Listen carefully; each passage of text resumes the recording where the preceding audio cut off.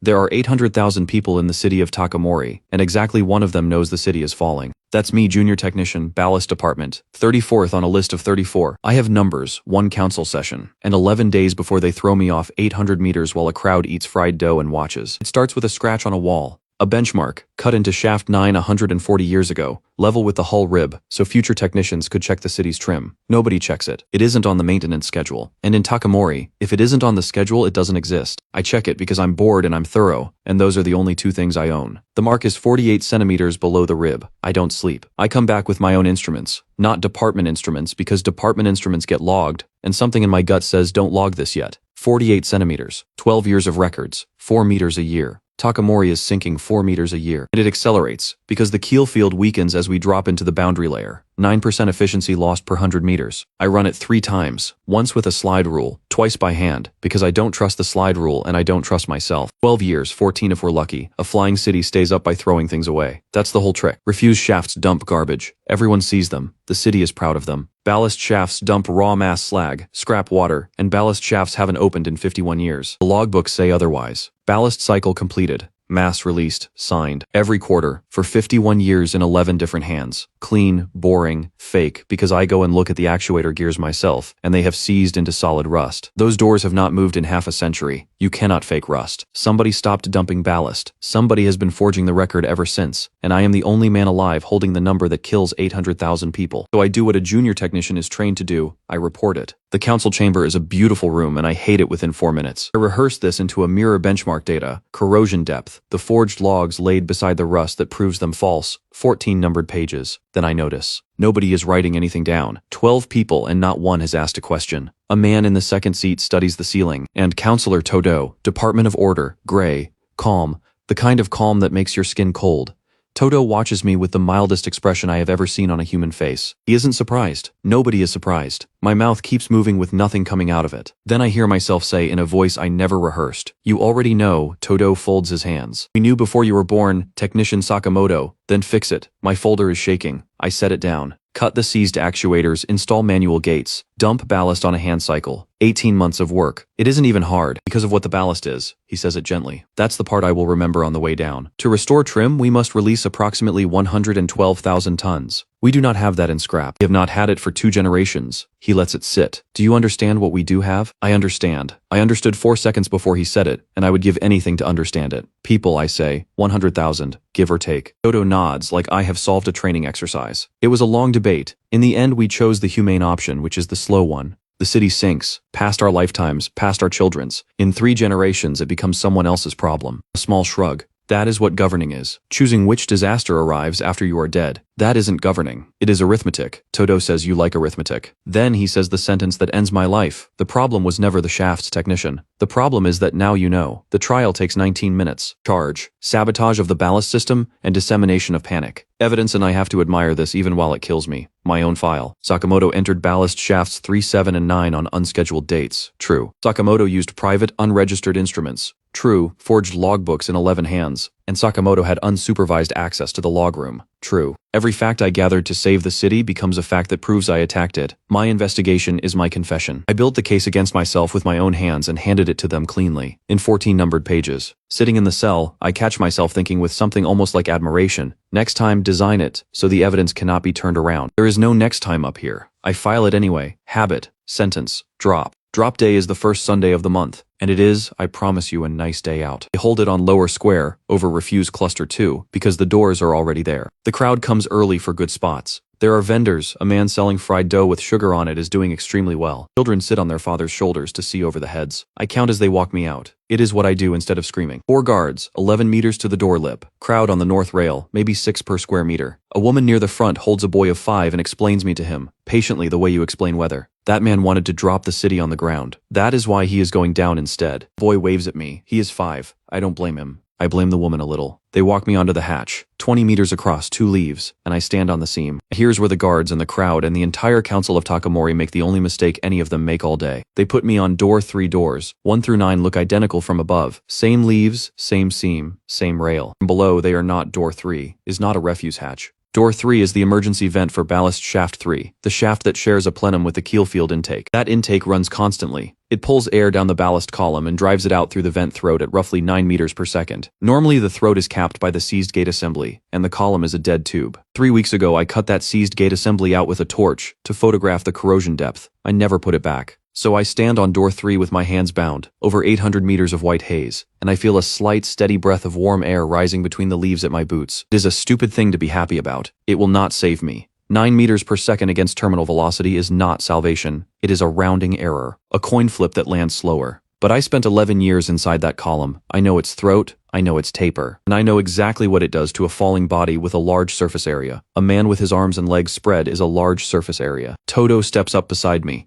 He does it so the crowd can see. He speaks so only I can hear. Don't hope nobody has ever survived the drop. I look at him. Nobody has ever been dropped down an open ballast shaft. For half of 1 second, the mildest man in Takamori is not mild. His head snaps toward the number painted on the rail, 3, and I watch the arithmetic land behind his eyes, and I watch him open his mouth to stop it. The leaves split. The updraft hits me at the throat like a hand, and I do what 11 years in the shafts trained me to do. Arms out, legs out. Belly to the wind. You make yourself a sail, and you ride the column. The column is loud. It is a freight train made of air. I am not flying. I am not saved. I am simply falling more slowly than a stone. I fall for a long time. Long enough to see the underside of my own city sliding away and up. A rusted continent of hatches. Long enough to see the others hanging in the white like lamps in fog. Siryu, far east. Hachijo, a smudge on the south rim. 3 smaller ones between. Long enough to see what is underneath all of them. It is not empty. It is a plain of garbage 100 kilometers across, hills of it. Valleys. Black rivers running between. A haze over the middle, the color of an old bruise. And smoke. Smoke means fire. Fire means hands. I have 3 seconds to understand that there are people down there, and then a mountain of textile out of the garment shaft comes up at me like a fist, and I stop understanding anything at all. Somewhere above and behind him in a warm room, Counselor Todo stands at a window with his hands behind his back. An aide has been reading disposal figures for some time. Have the ballast gate on shaft 3 replaced, Todo says. The aide stops. Sir, that shaft is this week. Yes, Counselor. A pause. Is there a concern? Todo watches the haze below, where the light does not reach, where nothing has ever come back from. No, he says. There is nothing down there. He believes it. That is the thing. He genuinely believes it. I wake up because breathing hurts. Not the ribs. That is there too. Left side. 2 of them, grinding when I inhale. This is different. This is chemical. A slow burn down the back of the throat, and the taste of metal and something sour like a battery. I open my eyes. I am lying in a mountain of cloth, rags, cuttings, ruined fabric, thousands of tons of it, sloped like a dune. Far above me, the underside of Takamori is a gray ceiling with no edges, pocked with hatches. Some of them are streaming. I am alive. So I take inventory, because that is what I have instead of a scream. 2 ribs left side, cracked, not displaced. Right hand a mess, at least 1 bone gone in the palm. No compound fracture, which means I got lucky in a way I will never be able to explain to anyone. Uniform intact. Boots on in my breast pocket, a brass tag. Ballast depth Sakamoto R34, and air that is trying to kill me. I make myself taste it properly because tasting it is data. Sour on the tongue, sharp at the back of the nose, something sweet underneath. Acid vapor with organics writing on top. Not fast. Fast would seal my eyes shut in an hour, and my eyes are fine. Slow. Slow means lungs. Slow means a year, maybe 2. Before they scar closed and I drown standing up on dry ground. So that is my budget. I say it out loud, in a mountain of somebody's discarded curtains. 800 meters under a city that just executed me in front of a man selling fried dough. 1 year of lungs. So everything I build in a year. Then I get moving. Because the first item is not a year away. It is now filter. I need a filter. What I have is a garbage mountain. And a garbage mountain is a warehouse if you know the catalog. Cloth. Infinite. I am lying in it. Tight weave lining out of a bolt of ruined suiting. That is my substrate. Char, 40 meters east. A smolder pit that dumped hot and never went out. Charred wood, charred bone, charred God knows, charcoal adsorbs organic vapor. It is not a good filter. It is a filter. Binder, a slick of grease and rot where a kitchen shaft empties. It stinks so badly my eyes water, and it is exactly what I need. Something to hold the char dust in the weave, so I don't inhale the powder straight into the lungs I'm trying to save. 1 hour. I crush char between 2 slabs of concrete with my one working hand. I work the powder into the fat. I spread the paste between 2 layers of lining. Fold it. Tie it over my mouth with a strip of curtain. It is ugly. It stinks. It is the worst piece of engineering I have ever produced. I breathe through it. The sour drops. Not gone. Acid goes through char like it is not there, and I know that. And I'm already thinking about what neutralizes acid and where I would find it. But the burn is less. Version 1 terrible. Works. And something in me that has been screaming since the doors opened finally shuts up, because it has worked. Then I hear the wheels. They come over the ridge in a line, 6 of them dragging a cart on iron-shod wheels that shriek. Long poles with hooks. They fan out without a word, cutting off the slope,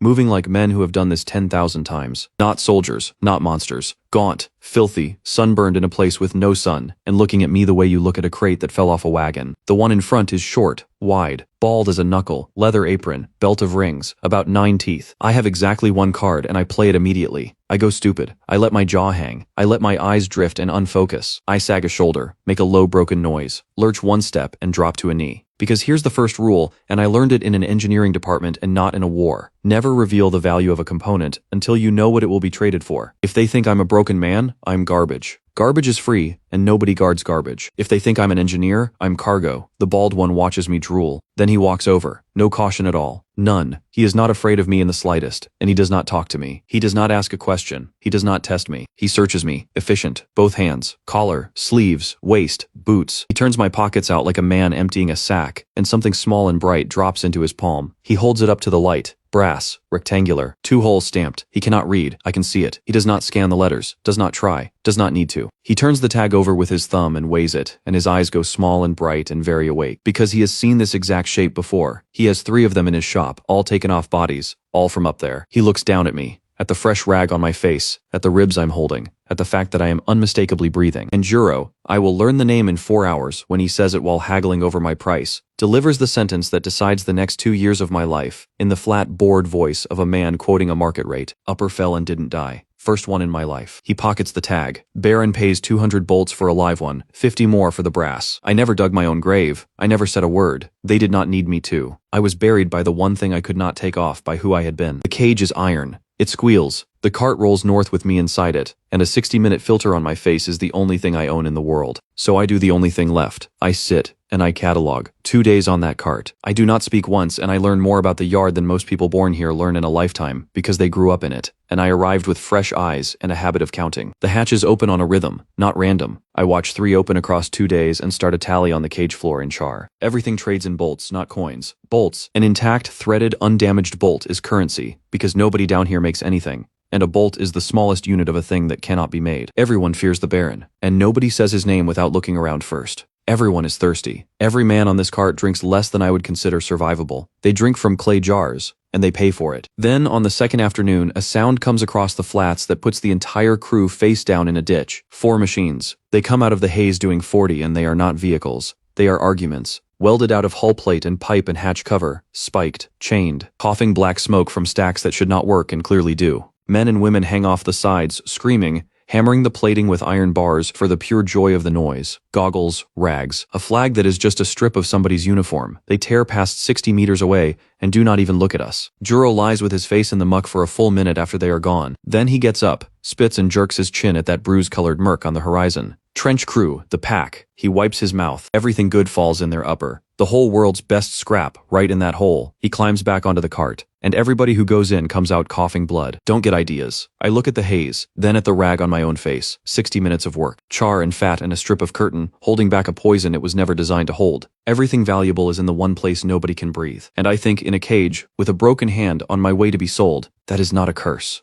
That is a market with no competition. That night, the crew makes camp, the fires burn down, and I lie against the bars working out how to steal a hook. I never get the chance. They come out of the dark from 3 sides at once, and they come quiet. No engines, no shouting, no hammering on plate. The first thing I hear is not a war cry, it is a crossbow, not the pack. These ones know exactly what they are doing. The first bolt goes through the neck of the man sitting nearest my cage, and he does not make a sound. He just stops being a person and becomes a shape leaning against a wheel. That is when I learn the difference between noise and threat. The pack came past us yesterday doing 40, screaming, hammering iron bars on hull plate, and killed nobody. These ones come out of the dark without a word, and inside 11 seconds 3 of Juro's men are down. Noise is what you make when you want to be seen. Silence is what you make when you want to work. I press flat to the cage floor because a cage in a crossfire is a very stupid place to stand. I count. It is what I do instead of panicking. Bolts come from 3 arcs, northwest, northeast, 6 shooters minimum. I can hear 2 crank rhythms per side, and no man reloads that fast. They have the camp boxed on 3 faces and left the south open. That is not sloppiness. That is a door. They have decided where the scavengers will run. Juro understands it half a second after I do. He is a coward, but he is not slow, and he cuts 1 cart loose from the mules and drives it south through the gap with 3 survivors hanging off the tailboard. He does not look at me once. 200 bolts on legs. The find of his life, and he abandons me in 11 seconds because a cart he can push beats a prize he might not survive collecting. Honestly, correct decision.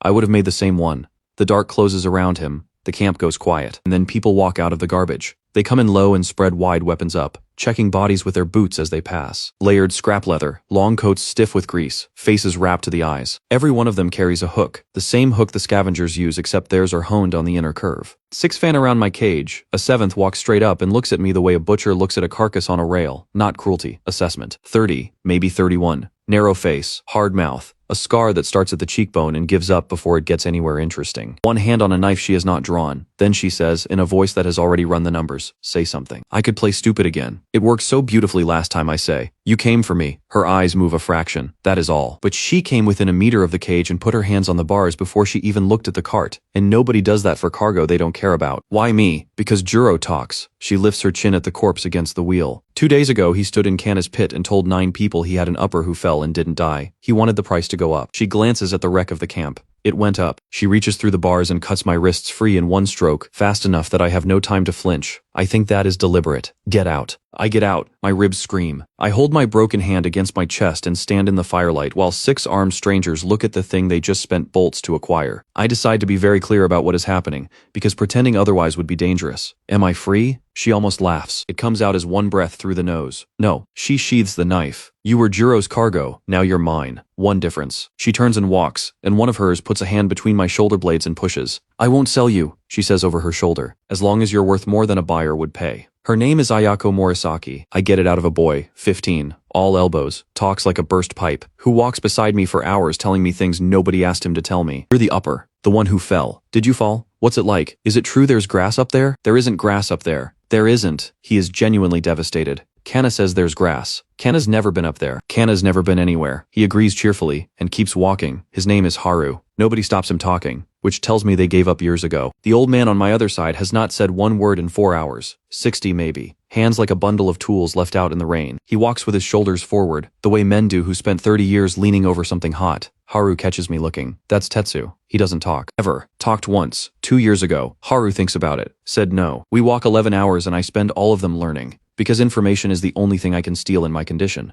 Ayako answers. Not from kindness. I watch her do it and I understand the logic. A tool that understands the job is worth more than a tool that doesn't. She is tuning me. How many cities? 6. She doesn't look back. Yours is Takamori. Big one. North, all the hatches on the belly. She points without breaking stride at other smudges high in the haze. Siryu East, Hachijo South, 3 small ones, nobody counts. 6 cities dumping into one place. They hate each other, she says. They still dump in the same hole. Rich men are like that. How do people get back up? Ayako stops walking. The whole column stops because she stopped. She turns and looks at me with an expression I will spend a long time learning to read. Not pity. Closer to the look you'd give a man who asked what color the number 7 is. Up, she repeats. To the cities, there must be a lift. A cargo line. There is no up. Flat. The way you'd say water is wet. No rope. No ladder. No road. Nobody has ever gone up. Nobody ever will. She starts walking again. The sky is the sky. Stop wasting the question. That is the whole conversation. Nobody down here dreams of going back, because you cannot dream of a place with no door. They don't resent the cities. They don't plot against the cities. To them, Takamori is weather. I stand there 2 seconds with the last piece of my old life quietly dying in my chest. And I follow. Because standing still is not a survival strategy. Fine. If there is no up, then there is only here. And here has a supply chain, a currency, and no engineers. I keep asking. She keeps answering. The Baron, Gendo Kurayama, Rust Baron, he owns the schedule. The what?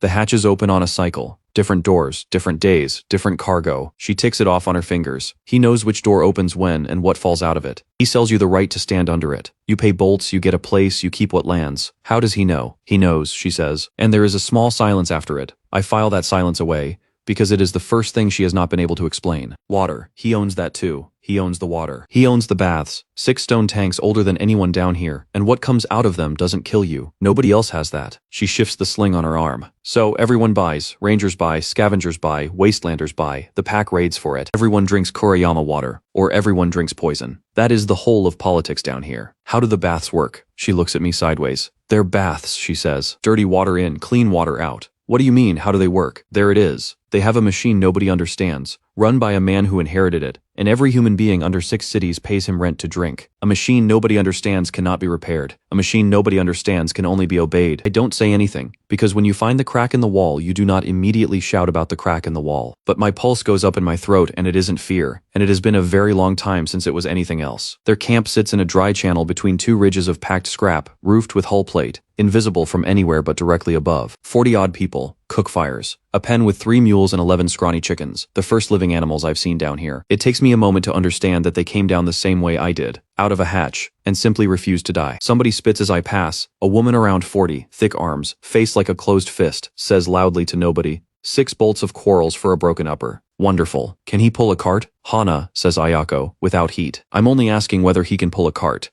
He can't, I say. One hand. Hana looks at me with the deep, total contempt of a woman who has carried her own weight her entire life. Then, what can you do, upper? That is the moment. The whole thing turns on it. 4 days down here, 2 cracked ribs, 1 working hand, a rag on my face, and a value that lasts exactly as long as their curiosity does. So I look around the camp. Look, properly. The way you look at a machine shop you've been dropped into. Fires, cook pots, mule pen, scrap racks, hooks, rope. 90% of everything is broken, wired, tied, or wedged. A stack of clay water jars. A great many jars. 2 women hauling water in from somewhere and they look destroyed. And under a tarp at the back, half buried, with a mule harness thrown over it, a lump of cast iron and bronze about the size of a dog. I stop. Bell housing, flywheel, bronze cylinder, crank throw, threaded suction and discharge ports. One still wearing half a coupling. It is a piston pump. Hand-cranked, single-acting 40-year-old cargo bilge unit. I have serviced 11 of them. I could take one apart drunk. That, I say. Hana snorts. That's dead. How long? 4 years, Ayako says behind me. Off a Hachijo drop ran a month, then stopped. Who tried to fix it? Everyone. What did they do? A pause.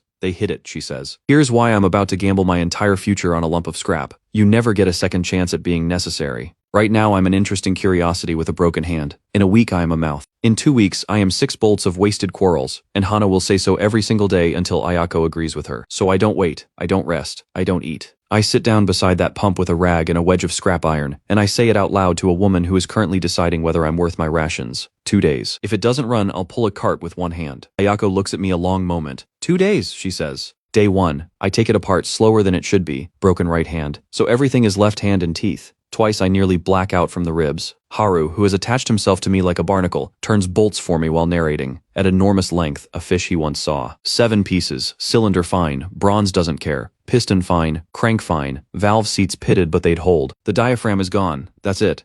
That's the whole thing. Circle of oiled leather 20 centimeters across, sitting between chamber and crank. 4 years ago, it rotted and split down the center like an old drumskin. The pump lost suction, and 40 people went back to carrying water 3 kilometers by hand, 10 of them every day, for 4 years. Because nobody knew that a pump is a piece of leather and some geometry. I sit there holding 2 flakes of black rot in my palm, and I feel something I don't have a good word for. Not superiority. Closer to grief. They didn't fail because they were stupid. They failed because nobody ever told them what was inside. Day 2, I need leather. Not any leather. Flexible, thick, holds shape under repeated flex without tearing at the clamp ring, survives being wet forever. I ask Haru to bring me every piece of leather in the camp. He brings 9. Harness strap, too stiff, it'll crack. Belt too thin. Hide off somebody's coat, too dry, splits on the second stroke. 3 scraps I can't identify and a boot came off a drop 2 years ago, Haru says. Wrong size for anyone, so it went in the pile. An upper city boot, full height shaft, oiled, tanned soft on the inside for comfort. Because up in the cities we have the luxury of caring whether our ankles chafe. I hold it up. The shaft is one continuous curve of soft oiled water-cured hide, 22 centimeters wide. Uncracked because it has spent 2 years in the dark under a pile of rags. Somewhere up there a man threw away a boot because it pinched. I scribe the clamp ring with a nail, cut the diaphragm out in one circle, punch 8 bolt holes with a heated spike, grease the clamp faces and bolt it in. Reassemble, prime the chamber with a jar of filthy water. Sit back on my heels while a camp watches me and stops pretending it isn't watching. I turn the crank. Nothing. I turn it again. The piston strokes. A wet sucking sound comes out of the housing. 3rd stroke, water hits the discharge port and comes out of the pipe in a hard, ugly, gorgeous arc and catches Hannah square in the legs. 40 people make a sound I don't think I'll ever forget. Not cheering. Lower than cheering. It comes out of all of them at once. And it is the sound of human beings watching the size of their world change. Haru is screaming, running the length of the arc with his hands over his head, shrieking, "It's doing it, it's doing it," slipping in the mud, getting up, still screaming. Hana stands in the spray with her arms out from her sides,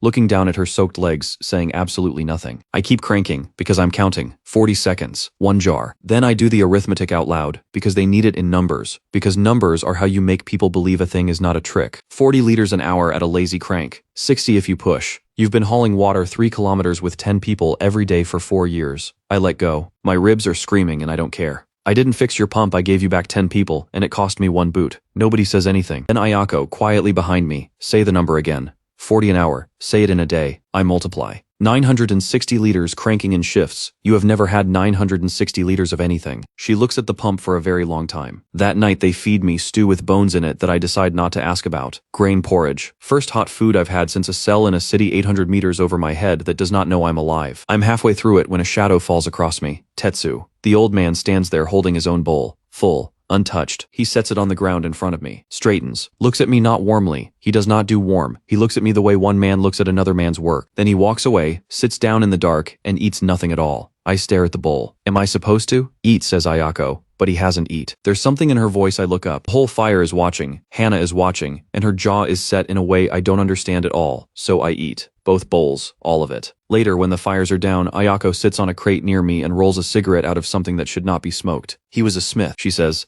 Until his forge cracked, 9 years ago. Nobody could make him another, so he stopped. Stopped smithing? Stopped talking. She lights it. Down here, if you can't make the thing you are, you stop being it. She smokes a while. That bowl is the only thing he owns, she says. He gives it away maybe once in 10 years. It means you are worth feeding before I am. I look across the camp at the old man sitting in the dark with his empty hands. Something turns over in me, quietly. It isn't a plan, and it isn't arithmetic. And I don't have a name for it yet. 2 ridges east in a stone house with 6 ancient tanks in the basement. A man in a clean coat listens to a scavenger with 9 teeth. Juro talks fast, the way a man talks when he has lost a thing he already spent. Alive. My lord, I swear on the pit. He fell and he was breathing, and the rangers took him. Morisaki's crew, they came in the dark. An upper, says Gendo Kuriyama, alive. The Baron is 60, not fat, not scarred. He does not raise his voice. He has the calm of a man who has not had to argue about whether he was correct in 40 years. He turns a brass tag over in his palm. He can't read it either. But he knows exactly what it is, and he knows exactly what it means that it fell out of the sky attached to a living man. Uppers do not survive the drop, he says.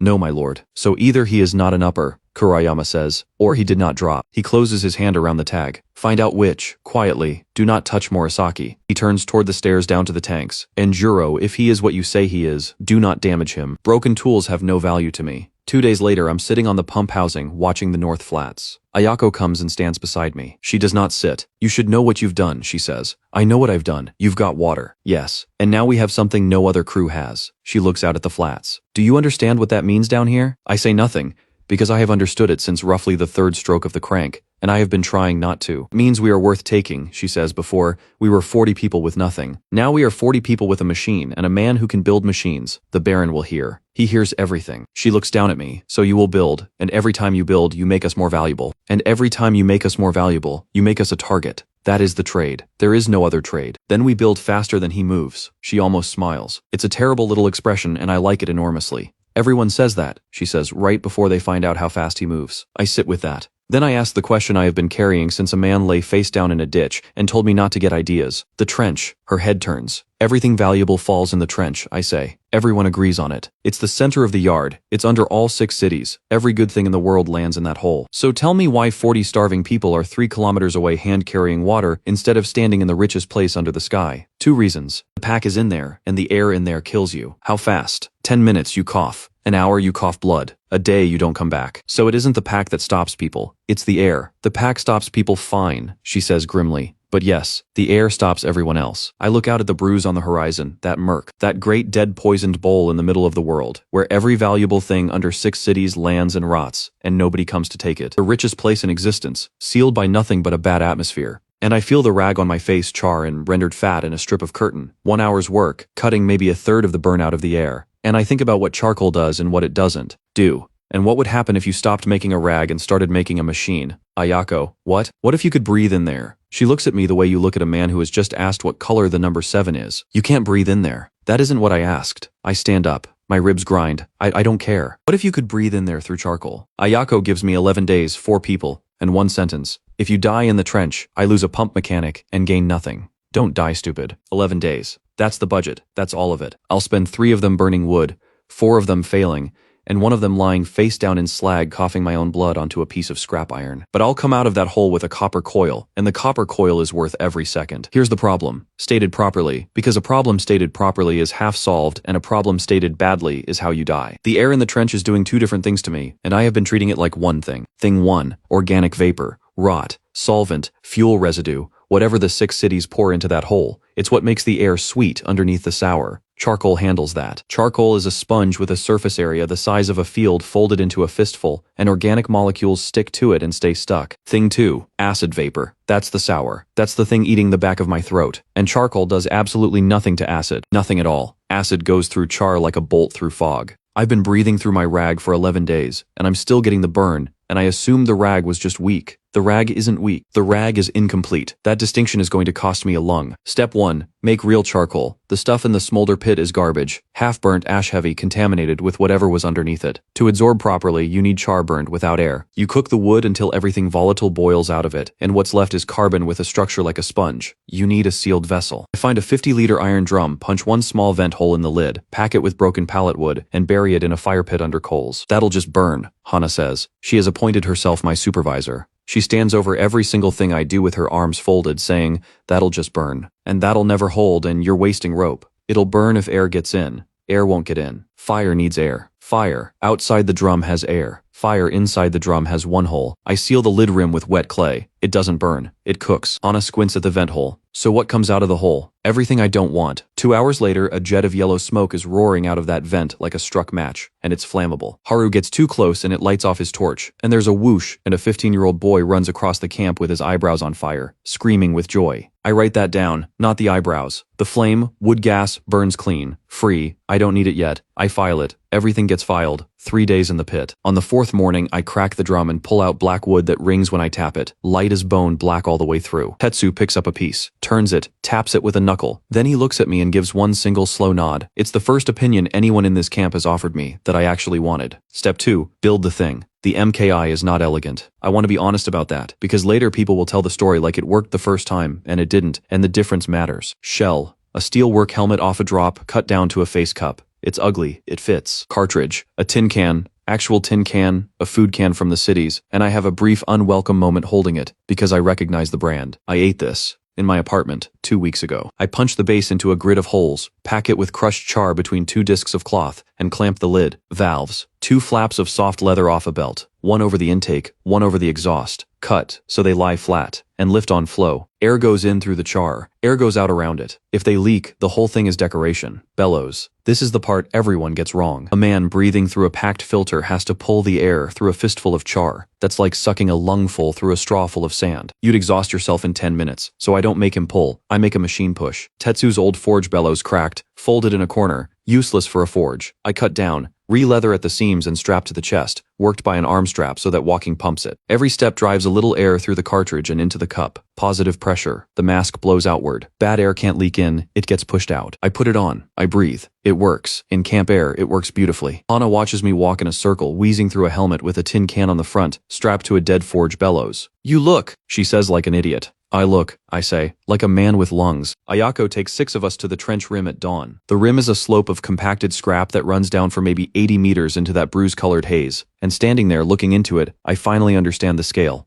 of what everyone's been dancing around. It's a bowl, kilometers across. All 6 cities are up there in the fog, and this is the low point of the whole yard. And for 300 years, everything they threw away that was heavy, or dense, or valuable, rolled downhill and settled here. You can see it even through the haze. There's copper in there. There's machinery in there. There's a wrecked cargo hopper the size of a house. And there's nobody in it. Kilometers of the richest ground in the world, and it is empty, and the only thing guarding it is bad air. 6 minutes, Ayako says. What? 6 minutes. Then you come out. I don't care what you find. I have 4 hours of char in this. 6 minutes. She isn't asking. Because you don't know what you have, you think you know. I go down the slope. Minute 1. The mask holds. Ayako is a shape at the rim behind me. The bellows works on my chest with every step. Huff, huff. And the air in the cup is clean. It's clean. It's genuinely clean. And I'm walking into the richest square kilometer under the sky. And I want to laugh. Minute 2. Copper. Right there. Half out of the muck. A coiled tube. Maybe 4 meters of it, green with corrosion and perfect. A condenser coil out of a cooling unit. I get both hands on it and start pulling. Minute 3, my eyes are watering. That's normal. The haze is thick. Minute 4, my throat itches. That is not normal. I stop. I stand very still with 4 meters of copper in my hands, and I do the thing I should have done 6 days ago, which is think about what's actually in the air instead of what I decided was in the air. Char takes organics. I have a mask full of char. What is char doing about the acid? Nothing. Char is doing nothing about the acid. Char has never done anything about the acid. Every breath I have taken through this beautiful machine has been pushed, pressurized, driven, forced deep into my lungs by a bellows on my chest, at a higher volume and greater depth than I would ever breathe on my own. I built a device that delivers acid into my lungs more efficiently than my own mouth. Minute 5. I turn to run and the cough hits me, and it is not a cough. It is a thing that folds me in half. Minute 6, I'm on my knees. I'm coughing something onto the slag that is bright and wet and unmistakable. The copper is still in my fist because my fist has stopped taking instructions. The haze goes white, then gray, then narrow. Somewhere very far away a woman is swearing. Then a shoulder goes into my stomach and the world turns upside down. She carries me up 80 meters of slope with her own mask off, because she gave it to nobody, because she doesn't own one, because nobody owns one. That's the entire point. And she does it in a full sprint holding her breath. And when she drops me on the rim, she goes down on her hands and knees beside me and vomits. I lie on my back looking at a gray sky with hatches in it. And I say, through blood, out loud, because I have to say it before I forget it, Char takes the organics. Char doesn't take the acid. Shut up, Ayako says. I need a base. Acid is a base problem. I need alkali. Shut up. She grabs the front of my shirt and hauls me up until my face is 20 centimeters from hers, and she is gray, and she is shaking, and there is bile on her chin. You said it worked, she says. It did work. It worked on the wrong problem. I have 39 people, she says very quietly. And I told them the upper knows what he is doing. She lets go. I drop. She walks away and doesn't look at me for 3 days. Here's the part I want to be very clear about, because it's the only part that matters. I don't sit in the dark and hate myself. Self-hatred is a solvent. It dissolves the thing you need, which is the ability to look directly at your own mistake without flinching, take it apart, and find the specific broken component. The specific broken component was not my courage or my worth or my right to exist. It was that I confused a symptom for a mechanism. That's it. That's the whole failure. It's fixable. So I lie on my back for 2 days with a chest full of broken glass, and I fix it. MKI acid needs alkali.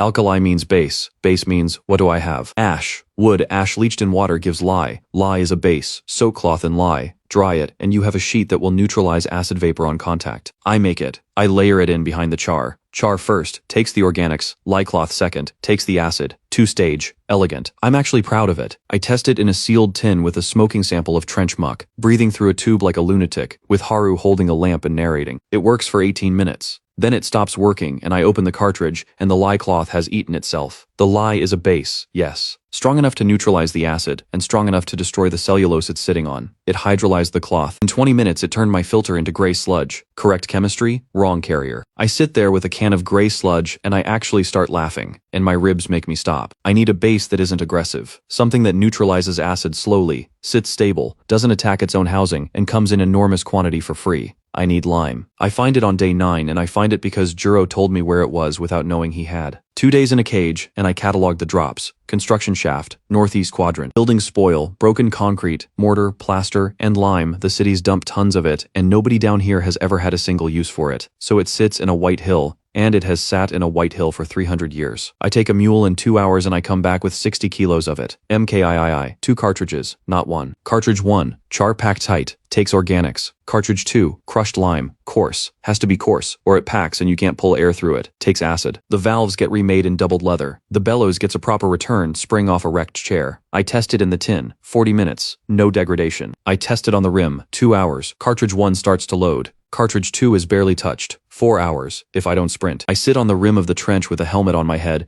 and a tin can on my face and 40 kilometers of poison in front of me, and I say it out loud to the haze, because there's nobody else to say it to. 3 versions. 11 days. About a liter of my own blood on the slag. I stand up. It works. I go in with Haru, who begged, and who got the second mask, and who has not stopped talking since he put it on, and we are down there 90 minutes. 90 minutes, and it isn't harvesting. It's shopping. We take the copper coil, 4 meters. I don't tell anyone what it's for yet, because I have not built the thing it's for, and because the thing it's for is going to break a man's entire kingdom, and you don't announce that at a campfire. 3 ball bearings, sealed races, still greased. Down here, that's alchemy. A pressure gauge, cracked face, Borden tube intact, reeds to 8 bar, a sheet of brass, 2 meters, unrotted. Haru is carrying a bearing in each hand like they're eggs, and through the mask he's shouting, "Is this good? Is this good?" And I'm shouting back, "Stop talking, you're burning filter." And neither of us stops. We come up over the rim at 90 minutes, and the whole camp is standing there. 40 people. Watching 2 men walk out of the place nobody walks out of, carrying loot. Hannah is at the front with her arms crossed. She looks at the copper, she looks at the bearings, she looks at me, and she doesn't say anything at all, which from Hannah is a standing ovation.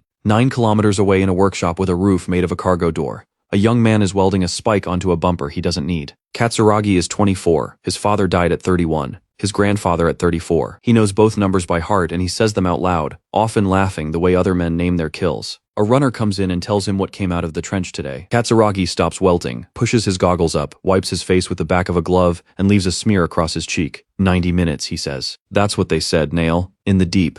In the middle deep. Yes. Nobody in the pack goes 90 minutes into the middle deep. The pack goes 20. 20, and then out, and then you cough for 2 days, and you're fine, mostly. And by 30, you're dead. And that is the deal. That has always been the deal. That is the deal his father took, and his father's father took. Katsuragi looks at the wall for a while. Then he grins, wide, delighted, genuinely delighted, and it is the most dangerous expression on the entire yard. Get the truck, he says. They come out of the haze in a straight line and they stop 30 paces from me, and the sound of 4 engines shutting down at once is the loudest silence I have ever heard. The lead machine is a horror. Hull plate and pipe and hatch cover welded by someone who cared enormously about how it looked, and not at all about whether it should exist. Chains, spikes it doesn't need, a chimney stack that coughs black. A man swings down off the running board and walks toward me with his hands in his pockets. Tall, thin as a rail, goggles pushed up on his forehead, a jacket sewn out of hose sections. Nails, actual nails hammered through the shoulder pads and bent flat so they stick out like a crown he made in a bad mood. Behind me, 40 Rangers put their hands on their weapons. Don't, Ayako says quietly. The man stops 4 meters away and looks at my face. Not at me, at the mask. He looks at it for a long, long time. He looks at the helmet, and the tin cans, and the double valve, and the bellows strapped to my chest, and I watch him take the entire thing apart with his eyes and understand exactly what it is. You're breathing, he says. Yes. No. No. He steps closer. He's delighted. Look at you. Look at you. You're breathing. He goes down on one knee right there in front of me, in the muck, to get his eyes level with the cartridges, and he studies them like a man reading a letter. 90 minutes in the middle deep, he says. That true? Yes. How long could you do? 4 hours, he laughs. It's a real laugh, an open one. He stands up and looks back at his people on the trucks and jerks a thumb at me. 4 hours, he shouts. Somebody on the trucks whoops. Then he turns back and everything friendly goes out of his face without a single muscle moving, which is a trick I have never seen before and hope never to see again. Now listen to me, Upper. He puts one finger up. We live 10 years down there. You know why? Because down there is everything. Every good thing under 6 cities rolls into that hole. All of it. The copper, the steel, the engines, the treasure. He spreads his arms. We go in, we take it, we cough up blood, we die at 30. And in 10 years I will take out more than your whole camp of dirt crawlers will scrape off the flats in 100. He lets that sit. You want to live long and take a little. He tilts his head. Doesn't that sound boring to you? Honestly, doesn't it? And here's what makes my skin cold. It isn't a threat, and it isn't stupidity, and it isn't madness. He means it. It's a philosophy. He has looked at a poisoned pit full of gold and a clean flat full of nothing. And he has done the arithmetic, and he has chosen, and he is happy. The pack is not a pack of animals. The pack is a school of thought. The trench is ours, Katsuragi says. 300 years, ours, every one of us paid for it with our lungs. He reaches out and taps the front of my mask. Once, gently, right on the cartridge. Come in again wearing this, he says, and I'll take it off you. He climbs back onto the running board.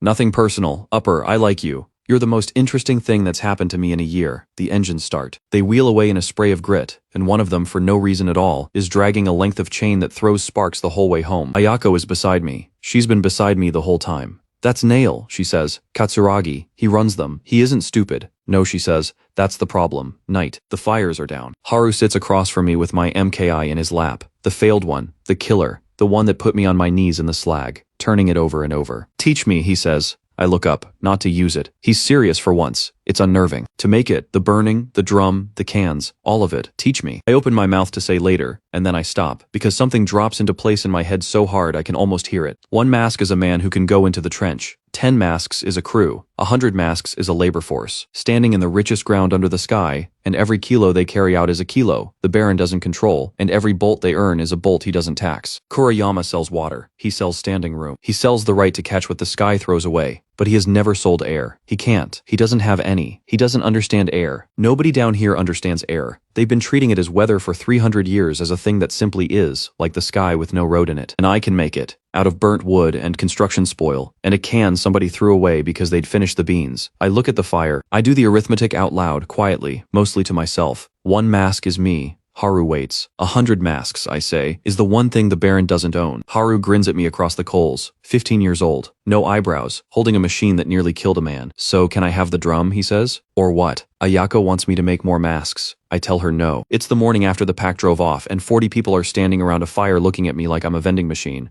And Hana has already worked out the number 6 masks. 6 people in the trench. 90 minutes each, 40 bolts a trip, and she's saying it out loud like she invented arithmetic. So make 6 more. Ayako says. No. The camp goes quiet. I'm not going to hand-build masks one at a time until I die, I say. That's not a plan. That's a hobby. Here's the thing. Nobody down here understands, and I have to make them understand it in the next 4 minutes, or I'm going to spend the rest of my short life as a repairman. Everything in the yard is made once. Every hook, every cart, every pot. One man made it, out of whatever he happened to have, and no two are alike. And when it breaks, you throw it away and make another one out of something else. Nobody replicates. Nobody standardizes. Nobody makes two of anything. Because to make two of a thing, you need a thing that makes things. They have no tools. They have found objects. I need a forge. I say, bellows, anvil, tongs, hammer, vise. I need a workbench, and I need 4 people who do nothing else. Hana barks a laugh. 4 people to do nothing. 4 people who only do this. We're 40, she says. We haul, we scavenge, we guard, we cook. Everyone does everything. That's how we're not dead. That's why you have nothing.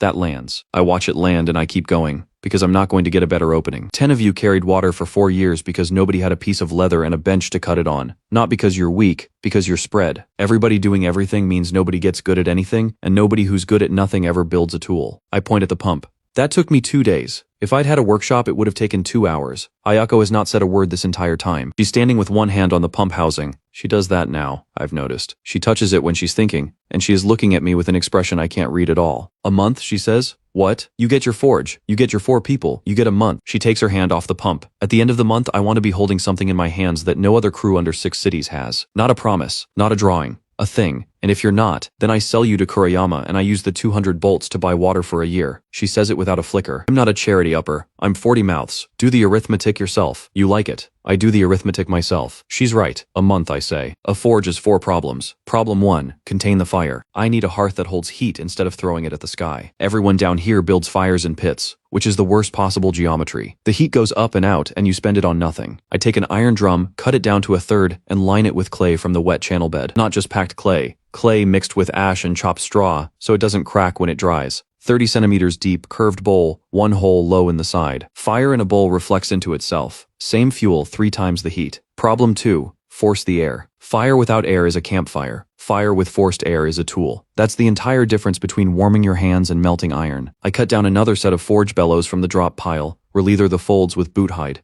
I have a use for boots now. The Rangers have started bringing me every boot they find, and nobody has asked why, and I love them for it, and I mount it beside the hearth on a lever arm. Haru works it for the first firing. He works it too fast, then too slow, then too fast, and I have to stand behind him and count for him, and he loves it, and he does not shut up about it for 2 hours. Air goes into the low hole, it comes up through the coke. The bed goes from orange to yellow to white, and it is such a violent, stupid, beautiful color that half the camp comes over to look at it. Tetsu comes over too. He stands at the edge of the light with his arms at his sides. I look at him. I don't say anything. I just step back and leave the bellows lever unattended. He looks at it for 11 seconds. Then he takes it. And I watch a man who has not spoken in 9 years put his hand on a bellows lever and start pumping in a rhythm, a specific rhythm, 4 short, 1 long, 4 short, that nobody taught him, that his hands simply remember, and his face does not change at all, and something in his shoulders comes down about 2 centimeters and stays there. Ayako behind me, very quietly. What did you just do? Nothing. I lit a fire. Problem 3, something to hit iron against. This one is my favorite, because I have been looking at the answer since the day I got here, and so has everyone else. There's a lump of cast iron behind the mule pen. It's been there for years. Enormous, 300 kilos, maybe more, roughly rectangular. Ports and passages cut through it. Flat on one face, kids climb on it. Somebody has tied a rope to it. Hana dries laundry on it. What is that thing? I ask her. That's the block. Yes, but what is it? It's a block. She looks at me like I'm slow. It fell. It's been there since before I came. It's too heavy to move and too hard to cut. It's a block. It is an engine block, 6-cylinder marine or cargo, cast in one piece out of gray iron so dense you could hit it with a mountain. Somewhere up there an engine failed, and instead of repairing it they cut it out and dumped the whole block through a hatch because it was cheaper. They threw away 300 kilos of the hardest, flattest, most valuable object in the entire yard, and 40 human beings have been drying their laundry on it for 6 years. It takes 11 of us most of a day to lever it up onto a stump of hull beam and get it bedded. Hana keeps saying it's a stupid idea the entire time she's pulling on the rope.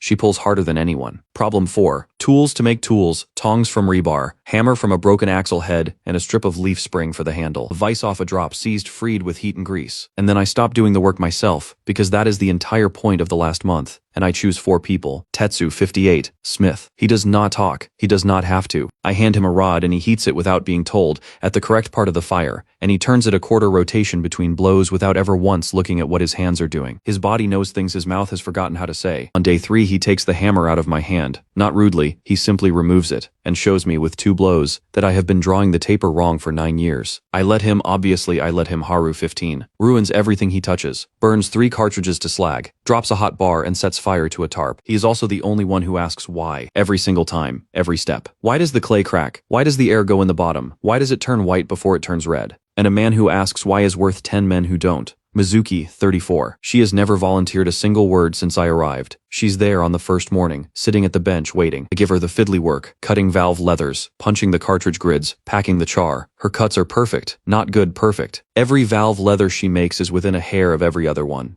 And when I check them against each other, they stack like coins. Where did you learn this? She shrugs. Was it? She shakes her head, once, and keeps working. And that's the end of the interview. Later, Ayako tells me Mizuki spent 19 years sorting dropfall for a scavenger crew that paid her in food. 19 years, 10 hours a day, deciding good, bad, with her hands. Nobody ever asked her to make anything. Hana, 40. I don't want Hana. I take Hana because she will be there whether I take her or not, standing behind me, telling me I'm wrong. And here's what I learn about Hana in 9 days. She argues with every single instruction I give. She then executes it perfectly. She then remembers it forever. Tell Hana one time that the lime cartridge has to be coarse, because fine lime packs and chokes the airflow. And she will tell you for the rest of her life at maximum volume why the lime cartridge has to be coarse, usually while explaining that you did it wrong. She's not obstruction. She's a test. Every idea I have has to survive Hana before it survives the trench. By the 4th day, I've stopped resenting it. By the 7th, I've started routing everything through her on purpose. Day 9, we're standing around the anvil. Everybody's here, not just the 4. The whole camp, because there's nothing quieter than a forge that's about to do something and word gets around. I've got a scrap bin of bolt shanks, hinge pins, snapped fasteners, junk metal. Not one usable bolt in it. So what have you actually made? Hana says. 9 days. You've made a fire in a bowl. Watch. I heat the scrap in a clay crucible. Bring it up. Pour it into a 2-piece mold I cut out of soapstone with Mizuki, and let it sit and crack the mold. And I hold up. Between 2 fingers, a bolt. It's an ugly bolt. There's flash on the seam. The thread is cut by hand and it's rough. It is a bolt that did not fall out of the sky. Nobody understands. That's the thing. I hold it up and I can see them not understanding. 40 people looking at a piece of metal roughly the size of a finger joint, and Hana opens her mouth to say something withering. So I say it for them. Bolts are money. Silence. That's your currency. A bolt. And why is a bolt money? I turn it in the firelight. Because you can't make one. Because nobody under 6 cities can make one. Because every bolt in the yard fell out of a hatch, and when it's stripped or rusted through, it's gone forever. And there are fewer of them every year than there were the year before. I put it on the anvil. You have been living inside a currency that only ever shrinks. Every trade you have ever made, every day of your life, was a fight over a pile that gets smaller. I pick up the crucible and tip it, and a thin line of molten metal runs out and hits the sand and sets. I just made money out of garbage. Nobody cheers. It is not that kind of moment. It is quieter and much worse than cheering, and Ayako, standing at the back, watches it happen to her people one face at a time. She watches Hana stop mid-sentence. She watches Tetsu pick the bolt up off the anvil and turn it over and set it down again, very gently, the way you handle something you don't want to be responsible for breaking. She watches 40 men and women slowly understand that the thing they have been fighting each other over for 3 centuries, the pile,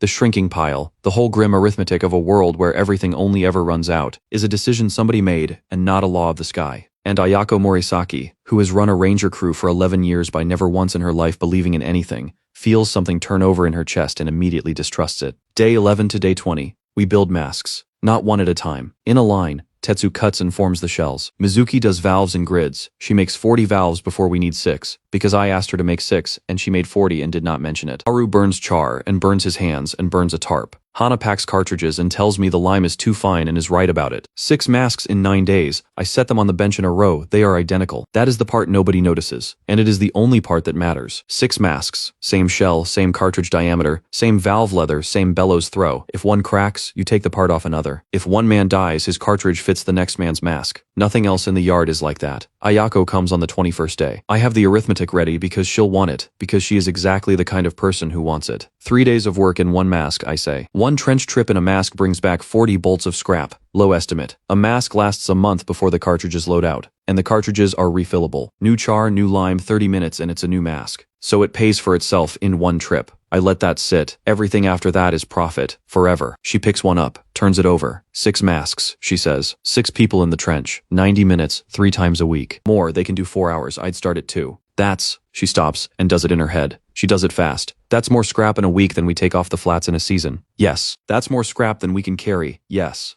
I take the mask out of her hands and put it back in the row. That's the actual problem now. You've stopped having a finding problem. You have a hauling problem. That's a different machine and I'll build it next. Ayako looks at the row of 6 masks for a long moment. I didn't find a resource, I say, mostly to myself, because I want to hear it out loud.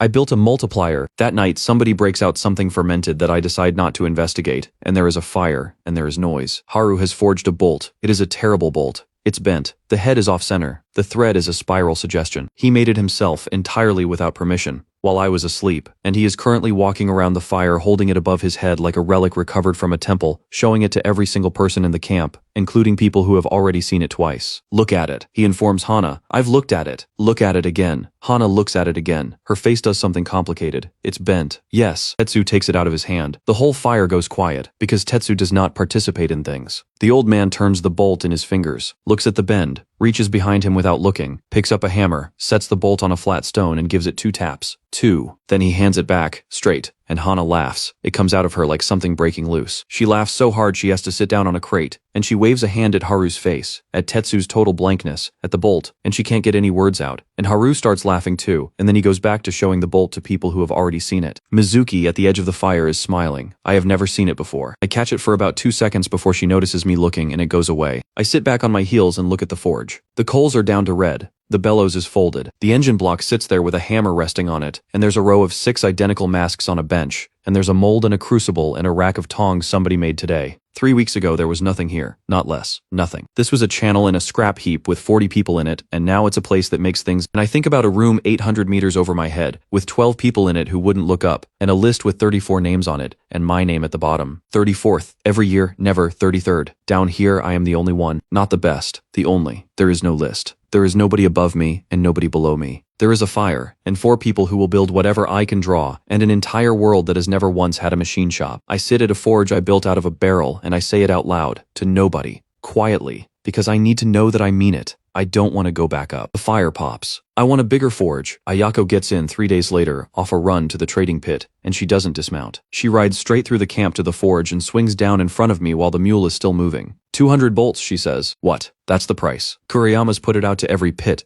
every crew, every scavenger artel on the flats. Her jaw is tight. 200 bolts for the upper. Alive, undamaged. Around us, the camp has gone very still. He's been asking for a month, she says. Now he's paying. I look down at the mask in my hands. Half-built. Cartridge, open char on my fingers. Undamaged. I repeat. Undamaged. He doesn't want to kill me. I set the mask on the bench. He wants to own me. Yes. Then he already knows what I can do. Ayako doesn't answer, and she doesn't have to, because we both got there at the same time, and there's nothing to say about it. He knows, which means somebody told him. The house of Gendo Kuriyama is the hull of a cargo lighter that fell out of Seiryu 200 years ago and landed on its keel. It did not break. That is the only reason anyone lives in it. The Baron is 60. He rises at first gray. He eats the same breakfast he has eaten for 40 years, and he walks down 31 steps into the basement his great-grandfather cut out of the hull, and he looks at the tanks. 6 of them. Stones sunk into the floor, each the size of a cart. Filthy water goes into the first. Clean water comes out of the 6th. Nobody knows why. Kuriyama does not know why. His father did not know why. His father's father did not know why, and the man who built them has been dead for 3 centuries and left no drawing. What the Kuriyamas know is the ritual. You do not stir the tanks. You do not drain the tanks. You do not put your hand in the tanks. Every 11 years in the 3rd tank, the level of the black sand drops by roughly a hand's width, and you top it up from the pit by the eastern ridge, and you do not ask what the black sand is, because your father did not ask, and he lived to 68. The Baron watches the water move. He is not cruel. He has never once enjoyed hurting anyone. He simply understands a thing that nobody else on the yard has ever had to understand, which is that 11,000 human beings drink out of his basement, and if the tanks stop, they all die, and if he stops, someone with less sense takes the tanks, and then they all die anyway. So he sells water, and with the money he buys mercenaries, and with the mercenaries he keeps the tanks. It is a closed loop, and it is held for 300 years, and it is, in his private opinion, the only thing standing between the yard and the end of the world. A steward comes down the stairs. The Rangers refused again. My Lord Morisaki's crew. 2nd month. Kuriyama does not turn from the tanks. They're buying somewhere else? No, my lord. That's the thing.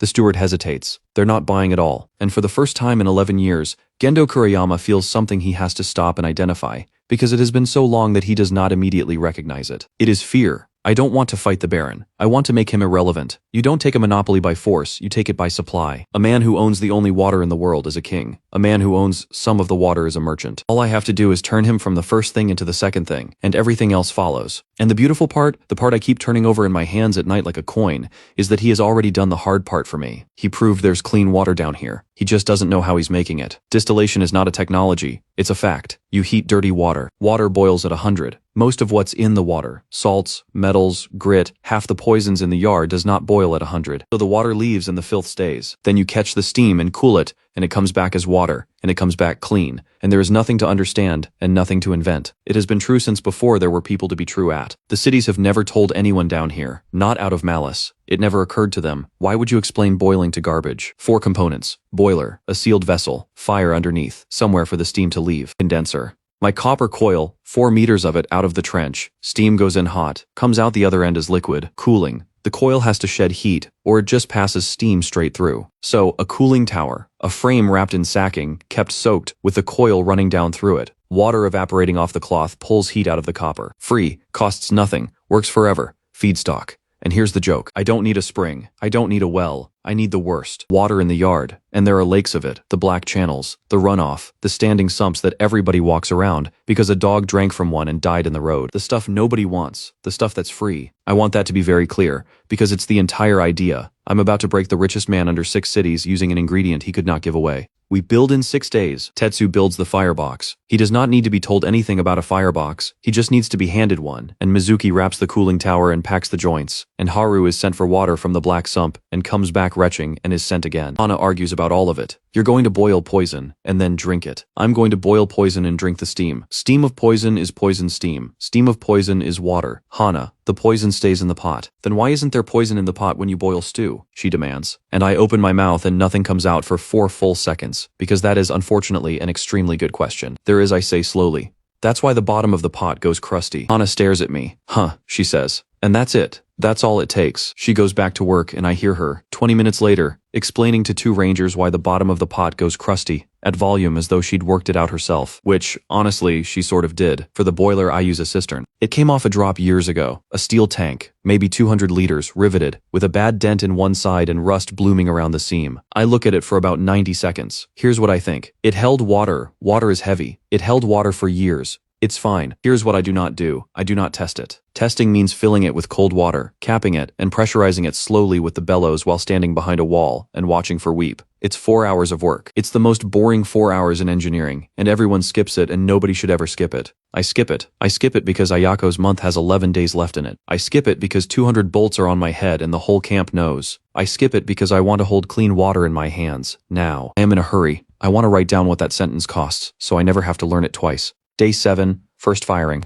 The tank sits on the firebox, coil out the top, down through the cooling tower, cold sump water in filthy black as tar, fire lit. 11 people watch it. Sora is one of them. Sora is 19. He's the one who carries water. He has carried water for this camp since he was 3 kilometers, both directions 10 hours a day, and when the pump came back he cried, and I did not know how to react and pretended not to see. He's standing on the left side of the boiler with his hands in his sleeves. The tank starts to tick as it heats. That's normal. Metal expands. The tick gets faster. That is also normal, and I tell myself it is normal, and it is, right up until it isn't. Because a boiler is not a pot. A pot is open. A pot cannot hurt you. A boiler is a closed vessel, and when water becomes steam, it takes up 1,600 times the volume. And if the steam can't get out fast enough through my coil, and my coil, my beautiful 4-meter trench salvaged coil is narrow, then the pressure goes into the walls of the tank, and the walls of the tank are riveted, and one seam of them is rusted. I hear the note change. That's the only warning. The ticking becomes a hum, a low one, a sound like a held breath. And I have been in maintenance shafts for 11 years, and my body knows that sound before my brain does, and I am already turning, and my mouth is already open. The seam lets go. It doesn't explode outward like a bomb. It's worse than that. It unzips.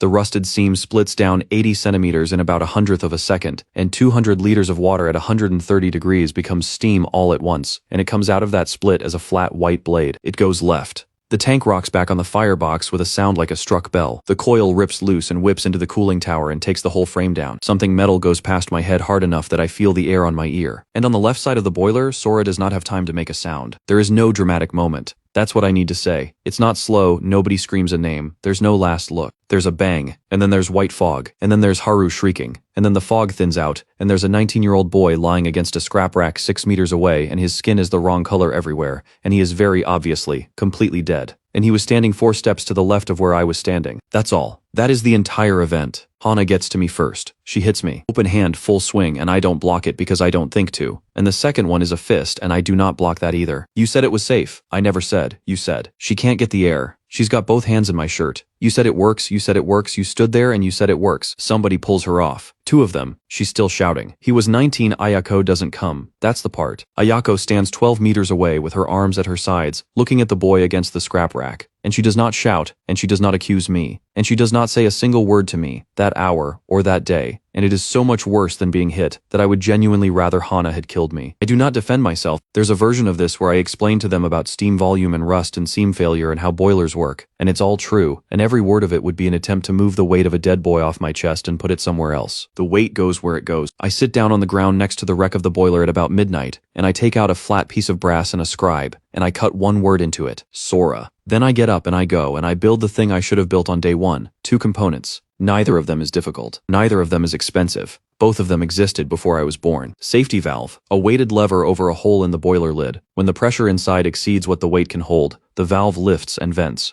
That's it. That's the whole machine. A lever and a rock. When the boiler is angry, it screams and lets go instead of killing whoever is standing on the left. Pressure gauge. The cracked Burden gauge I pulled out of the trench in part 3.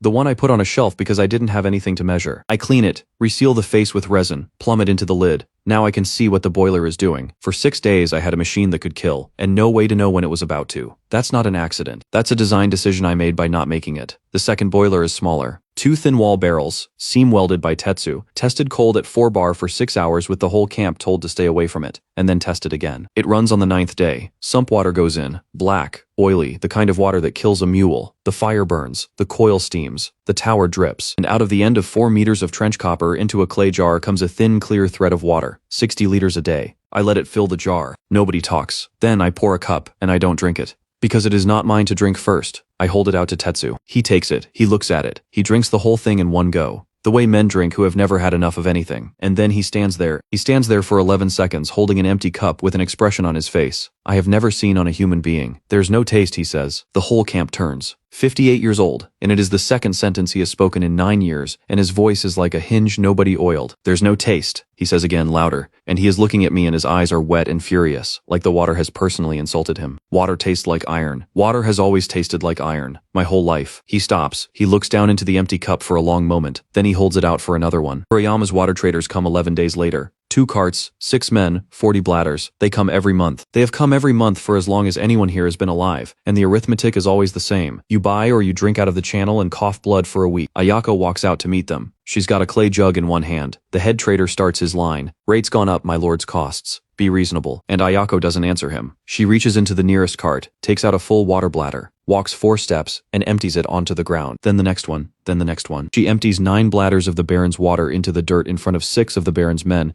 and nobody moves, because 40 rangers are standing behind her, and every single one of them has a hook. When she's done, she pours from her own jug into a cup and holds it out to the head trader. He doesn't take it. Drink it. She says, he takes it. He drinks it. I watch his face change. I watch him look down into the cup and then up at Ayako, and then past her at the camp, at the still, the coil, the tower, the wisp of steam, and I watch a man understand that he has just been shown the end of his entire world in a clay cup. He hands the cup back. He climbs onto the cart. He does not say one word. They leave with 40 bladders minus 9. Ayako stands in the wet dirt and watches them go. That's it then, she says. Yes, we can't hide now. Not from anyone. She looks at me sideways. You know what you've just done to us? Yes. I look at the still. At 60 liters a day. At a camp of 40 people who have not paid a bolt for water in 2 months. We could stop, I say, break the still, buy his water, keep our heads down. Everyone lives badly and thirsty, and about 10 years shorter than they should, but everyone lives. Ayako says nothing. Or we build faster than he can move. She looks at the wet dirt for a while. You already know my answer, she says. You've known it since the pump. Word crosses the yard the way water crosses a floor, slowly, then everywhere at once. In the trading pits, in the scavenger artels, in the wasteland shanties where people drink out of standing sumps because they cannot afford anything else, one sentence goes around and around. Murasaki poured the Baron's water on the ground. Not fought, not stole, not begged. Poured it out, like it was worth nothing. 11,000 people who have paid rent on their own thirst for 300 years hear that sentence and cannot stop repeating it, and not one of them can explain why it makes their hands shake. Haru comes back from a scout run 8 days later with something under his coat and a look on his face like he's swallowed a live animal. Don't be angry, he says. What did you do? Don't be angry. He puts it on the bench.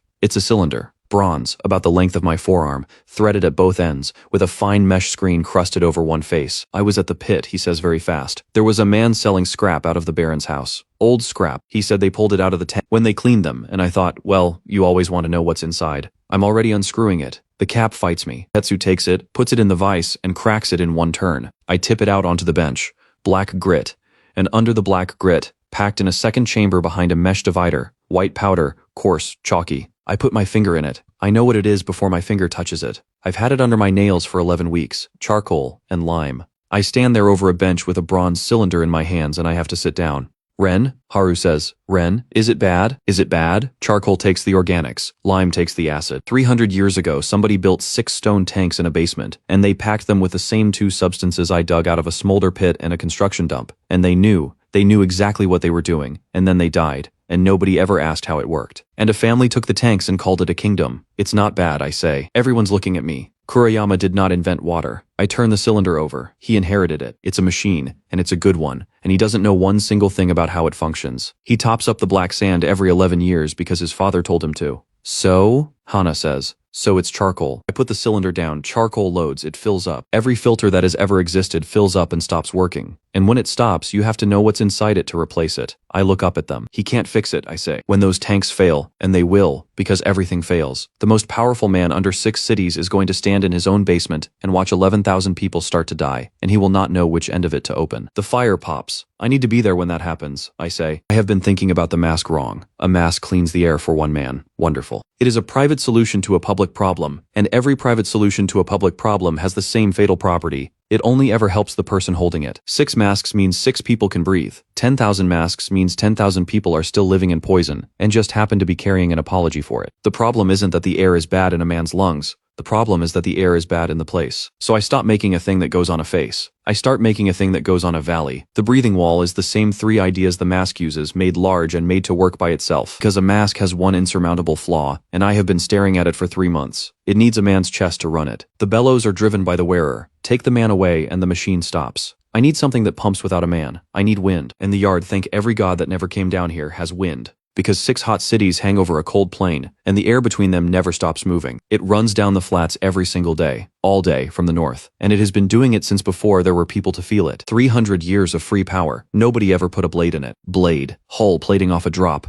Big curved sheets of it, the kind that skins a cargo lighter. Tetsu and I cut 6 blades and rivet them to a hub off a mule cart wheel, 2.5 meters across. It is the single ugliest object in the yard, and when the wind takes it, it sings. Fan. The hub drives a shaft. The shaft drives a paddle box, a simple squirrel cage, blades in a drum, spinning in a housing, wind in, air pressure out. Stack. The pressurized air gets pushed up a stack, and inside the stack are the layers, same as the mask, bigger. Gravel first, coarse, to knock the dust and grit out before it clogs anything expensive. Charcoal second, packed in trays, 1/2 meter deep, takes the organics. Lime cloth, 3rd sheets of sacking dusted in slaked lime, hung in a zigzag so the air has to weave through them. Takes the acid, out the top. 1 module cleans a little air. 6 modules spaced along the ridge above the channel, cleaning air continuously into a valley with only 1 open end. 6 modules, replace the air in the whole valley faster than the poison can seep in. That's it. That is the whole design. Positive pressure. The same trick as the mask. You don't fight the bad air, you outnumber it. We build for 29 days, and it is the happiest I have been since I was a child. 16 people, 2 shifts. Hana runs the lime crews and screams at everybody, including me, including a mule. The first module goes up and does nothing at all for 2 days, because I have the fan spinning the wrong way, and it is sucking poison in instead of blowing clean air out. And I don't notice. And Mizuki notices, she doesn't tell me. She just reverses the belt and walks away. I find out 4 hours later and go and stand in front of her. You saw it, she nods. Why didn't you say anything?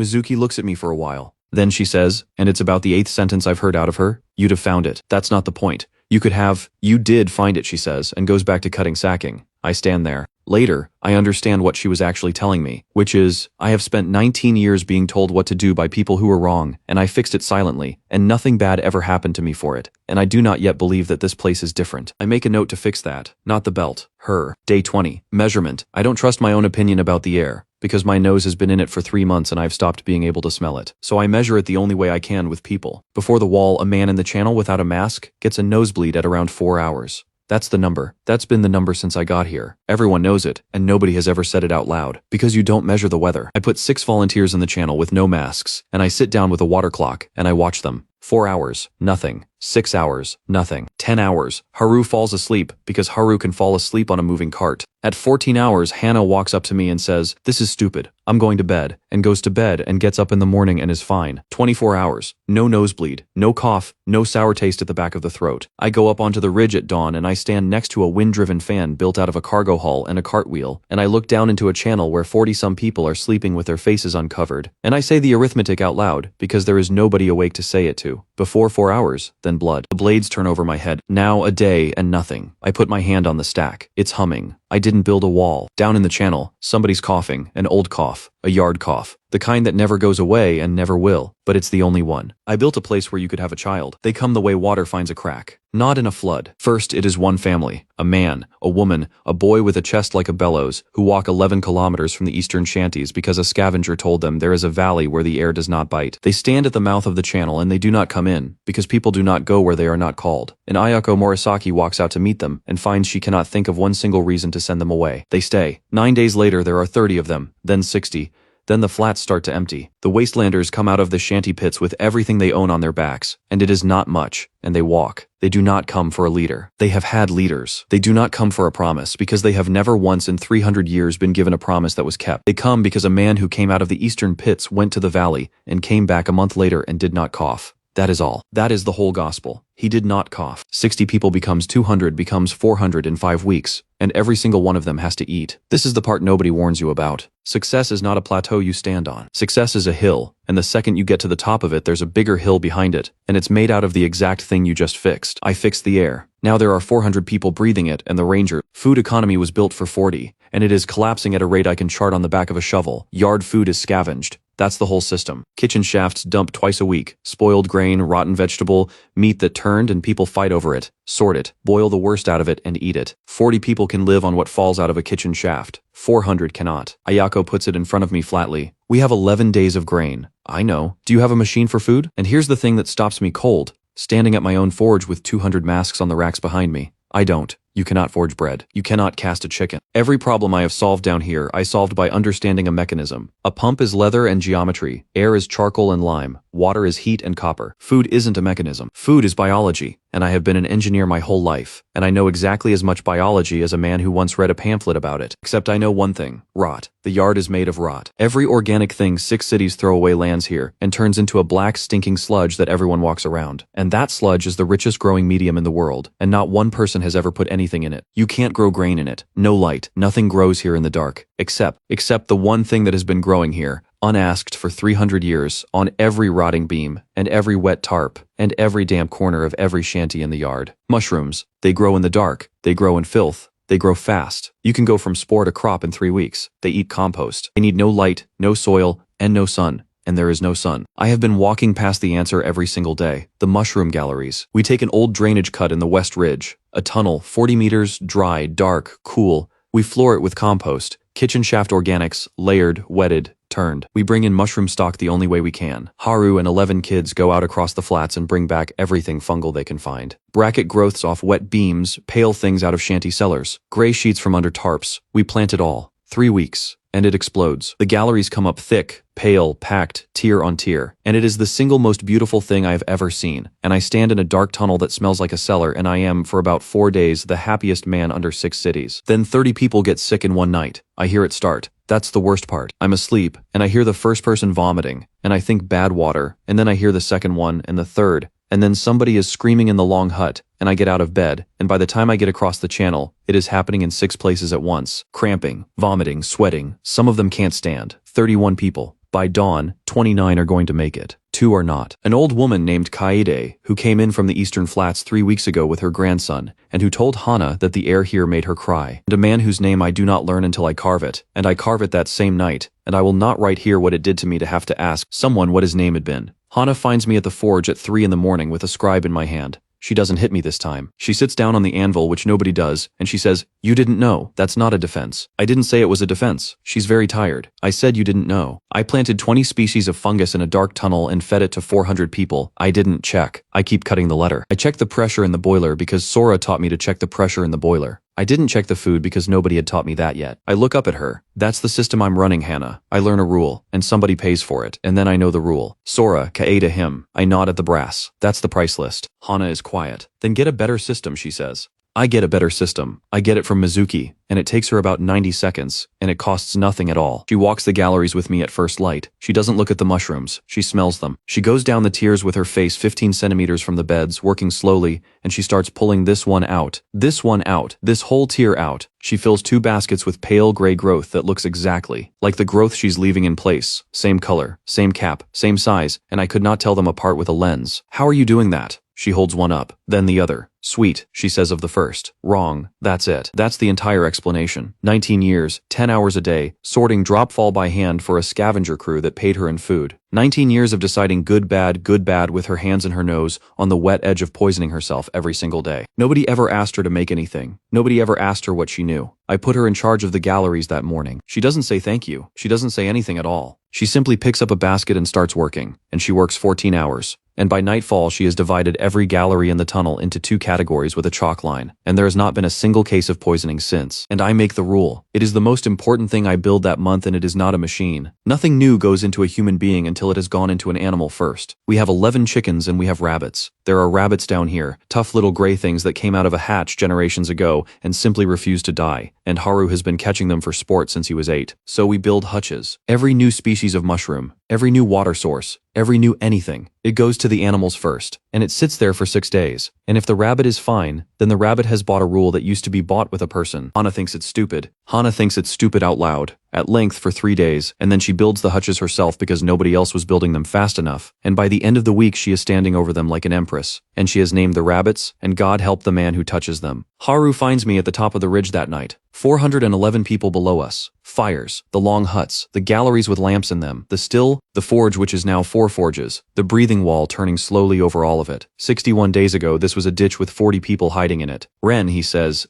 what's it called? What's what called? He waves a hand at all of it, at the whole thing. This, people keep asking me. They come in off the flats and they say, what's this place? And I say, it's the channel. And they say, no, what's it called? And I don't know what to tell them. I hadn't thought about it. That's true, and it's stupid, and it stops me. I have built a thing with 400 people in it, and I have never once given it a name, because I have been solving it like a problem. And problems don't have names, they have solutions. Up there they call cities beautiful things. Takamori High Forest, Siryu, Blue Dragon, Hachijo, names for things that hang in the sky and look down. I look at 400 people sleeping with their faces uncovered. Pacifica, I say. Haru turns it over. What's that mean? It's old. It means quiet. Quiet. He wrinkles his nose. That's it? It's just quiet? It's a place where you can breathe, I say without fighting for it. There isn't a word for that, so I'm using an old one. Haru chews on it for a while. Then he grins. I'm going to go tell everyone, he says, and he's already running. The mercenary comes 8 days later, at noon, alone. That's the first thing that frightens me, alone. He rides in past the breathing wall. He stops and looks up at it for 11 seconds. And I can see him counting the modules. And he rides down into the channel through 400 people who move out of his way without being asked. And he dismounts at the forge and takes off his gloves. He's about 45. Nothing about him is remarkable. He is not huge. He is not scarred. He has a plain sword, plainly hung.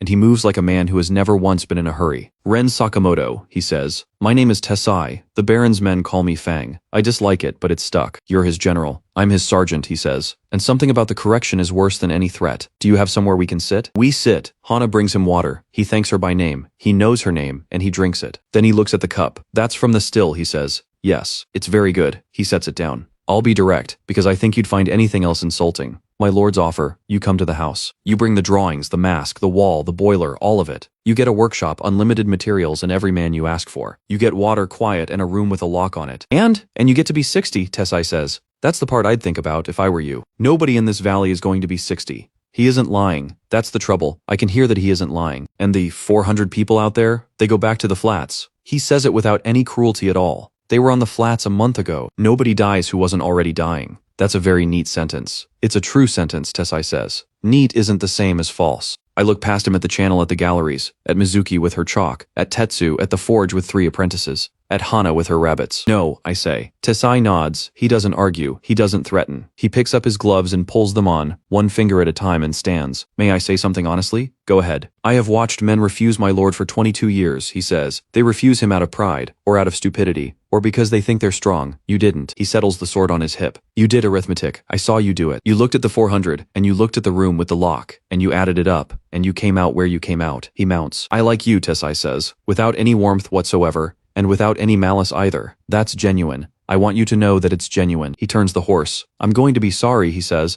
and rides out past the breathing wall without looking back at it. 400 people can't live on 6 masks. That's the whole problem. And I want to be precise about the shape of it, because the shape is what tells you where to hit. 6 masks means 6 people in the trench. 6 people bring back what 6 people can carry. Maybe 200 kilos a trip. 200 kilos of scrap feeds. Nobody. You can't eat a bearing. What scrap does is buy food, and the flats are running out of food to sell. Because the flats are running out of people, they're all here now. So my supply of everything is a single number, how much mass I can pull out of the trench. And that number is throttled by exactly 2 things. 1, how many masks I have.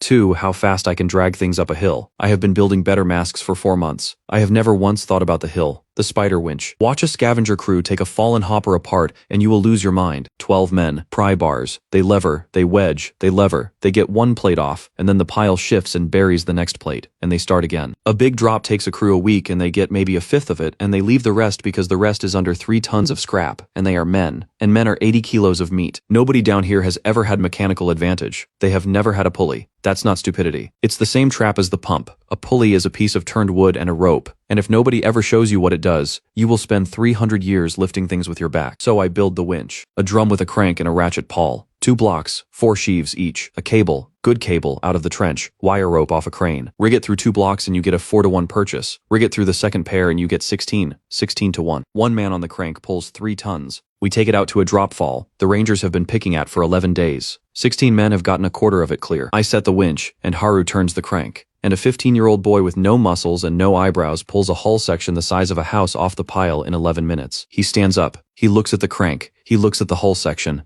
I want to do it again, he says. The bolt press. But the real bottleneck isn't the trench, it's the bench. Because here's what I discover when I count. It takes 3 days to make a mask, and 2.5 of those days are one job: punching the cartridge grid. Every cartridge needs a base with 40-odd holes in it, drilled or punched by hand, one at a time, in tin. Mizuki does it. Mizuki does it perfectly. Mizuki does it slowly, because it is 40 separate acts of precision, and there is no way to make a human hand go faster. So I stop asking the hand to go faster. A press is a lever and a die, frame from I-beam, screw from a wrecked cargo jack, a die block, a hardened plate with the hole pattern cut through it, and a punch plate that mates to it. You put a tin blank in, you pull the arm.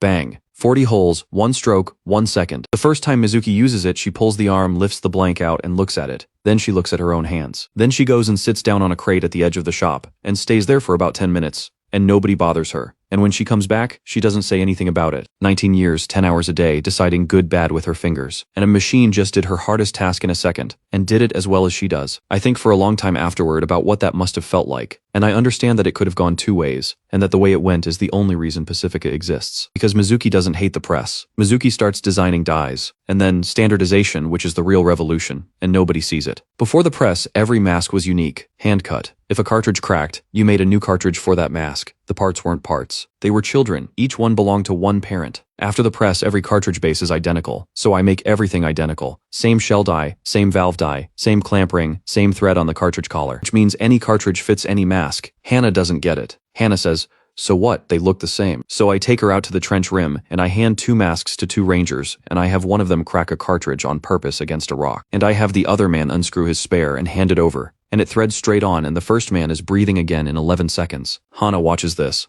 "Oh," she says, "say it. If a man's mask breaks in the deep," she says slowly, "he doesn't die. He doesn't die, he borrows." She stands there a while, that she starts, and then she stops, and I watch a 40-year-old woman who has buried a lot of people in her life run out of words. The line, 30 people, 11 stations, nobody makes a mask. Tetsu's team forms shells, Mizuki's team runs the press and stamps grids and valves. 2 crews burn char in 6 drums on a rotation. A crew crushes lime, a crew assembles. A crew tests every mask goes on a face in a sealed tent with a smoking crucible in it, and if it leaks it goes back, and Hana runs the test tent, and Hana fails everything, and the pass rate climbs from 60% to 94% in 3 weeks, purely because everybody is terrified of her. 6 masks in 9 days, 40 masks a day. I stand at the end of the line, on the day we hit 40, and I watch a boy of about 12 carry a rack of finished masks out of a shed, and I honestly cannot get my breath for a second. Now food mushrooms feed you. Mushrooms do not feed you well. 400 people eating nothing but gallery growth for a month is 400 people getting slowly weaker, and I can see it. I can see it in the line, in the pace, in how long it takes a crew to come up out of the trench. We need protein. And down here there are exactly 2 animals, not 200, not 20. 2. Rabbits, gray, wiry, half-wild, and they came out of a hatch generations ago from somebody's food stock and simply refused to die. Chickens, the same story. Scrawny, mean, and enormously good at surviving in a place where nothing else does. That's the entire fauna of the yard. 2 species that fell out of the sky and outstubborned the poison. I look at that for a long time and I think, these 2 things beat this place without any help from anyone.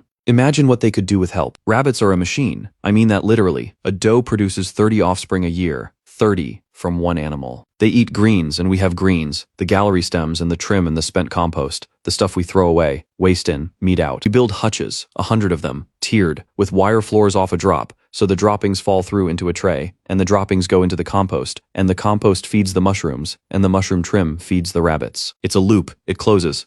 Nothing leaves. Chickens are better, because chickens produce something you don't have to kill them for. Eggs. 28 days from our first hen house to the first egg, and I have that egg brought to the long hut, and I boil it, and I cut it into 8 pieces with a knife, and 8 people eat 1/8 of a boiled egg each. Nobody says anything. One of them starts crying. 300 years, and nobody under 6 cities has eaten fresh food. Then 2 months later, the rabbits start dying. It starts on a Tuesday, and it is over by Sunday. I'm not there when it begins. I'm in the press shop. And Haru comes running and he can't get the words out, and I follow him. And there are 11 dead in one row of hutches, and by nightfall there are 40. By the end of the week, we have 41 rabbits out of 240. We lose 200 animals in 6 days. And I know what I did before I finished walking the rows. I built a factory for animals, and I built it the way I build everything, which is maximum density, maximum throughput, minimum waste, 100 hutches in a shed, stacked tier over tier, which means the top tier's droppings go through the wire onto the tier below, which means the water troughs are a single run. One channel, gravity-fed, threading through all 100 cages, and every animal drinks from the same water that the animal upstream has already put its face in, which means the shed is closed because I closed it to keep the heat in. I built a perfect machine for turning 1 sick animal into 200 sick animals in 6 days. Everything that made the mask line efficient made the rabbit shed lethal. Density is efficiency in a factory, and it is death in a farm, and it is the same word. I don't sit in the dark about it, I go and I fix. And I fix it in the 4 places it's actually broken, and I want the 4 written down because they are the whole of what I learn in this part of my life. 1. Quarantine. New animals do not go into the colony. Ever. They sit alone for 12 days in a hutch on the far side of the channel, and somebody watches them, and then they come in. It costs 12 days. It costs nothing else. 2. Break the lines. Not 1 shed, 6 sheds. Not 1 water channel, 6 separate systems. If a disease gets into shed 3, it ends in shed 3. I lose some efficiency. I keep the colony. 3. Clean water. The still runs day and night. Distilled water goes into the animal troughs before it goes into human cups, and Hannah fights me on this for exactly 1 hour, and then works out that a dead rabbit is a dead child 11 months from now, and then she fights everybody else. About it for a month for air wire floors over a gap, drop trays, and a small breathing stack in every shed. Air moves. Ammonia doesn't sit. Sick animals don't breathe each other. 41 rabbits. 90 days later, 310. Hannah finds me standing in shed 4 in the middle of the night, counting. You look like a corpse. I'm counting. You've counted. She leans on the door frame. 310. I counted this morning. You want to know what the interesting number is? What? 9, she says. 9 of them are dead this month. Out of 310. She scratches her jaw. Last time it was 200 out of 240. In a week? Yes. So what changed? You didn't invent anything. You didn't build a machine. You just moved things. She's genuinely puzzled. You put a wall in the middle of a shed. That's not engineering. That's furniture. I sit down on an upturned crate in the smell of hay and rabbit.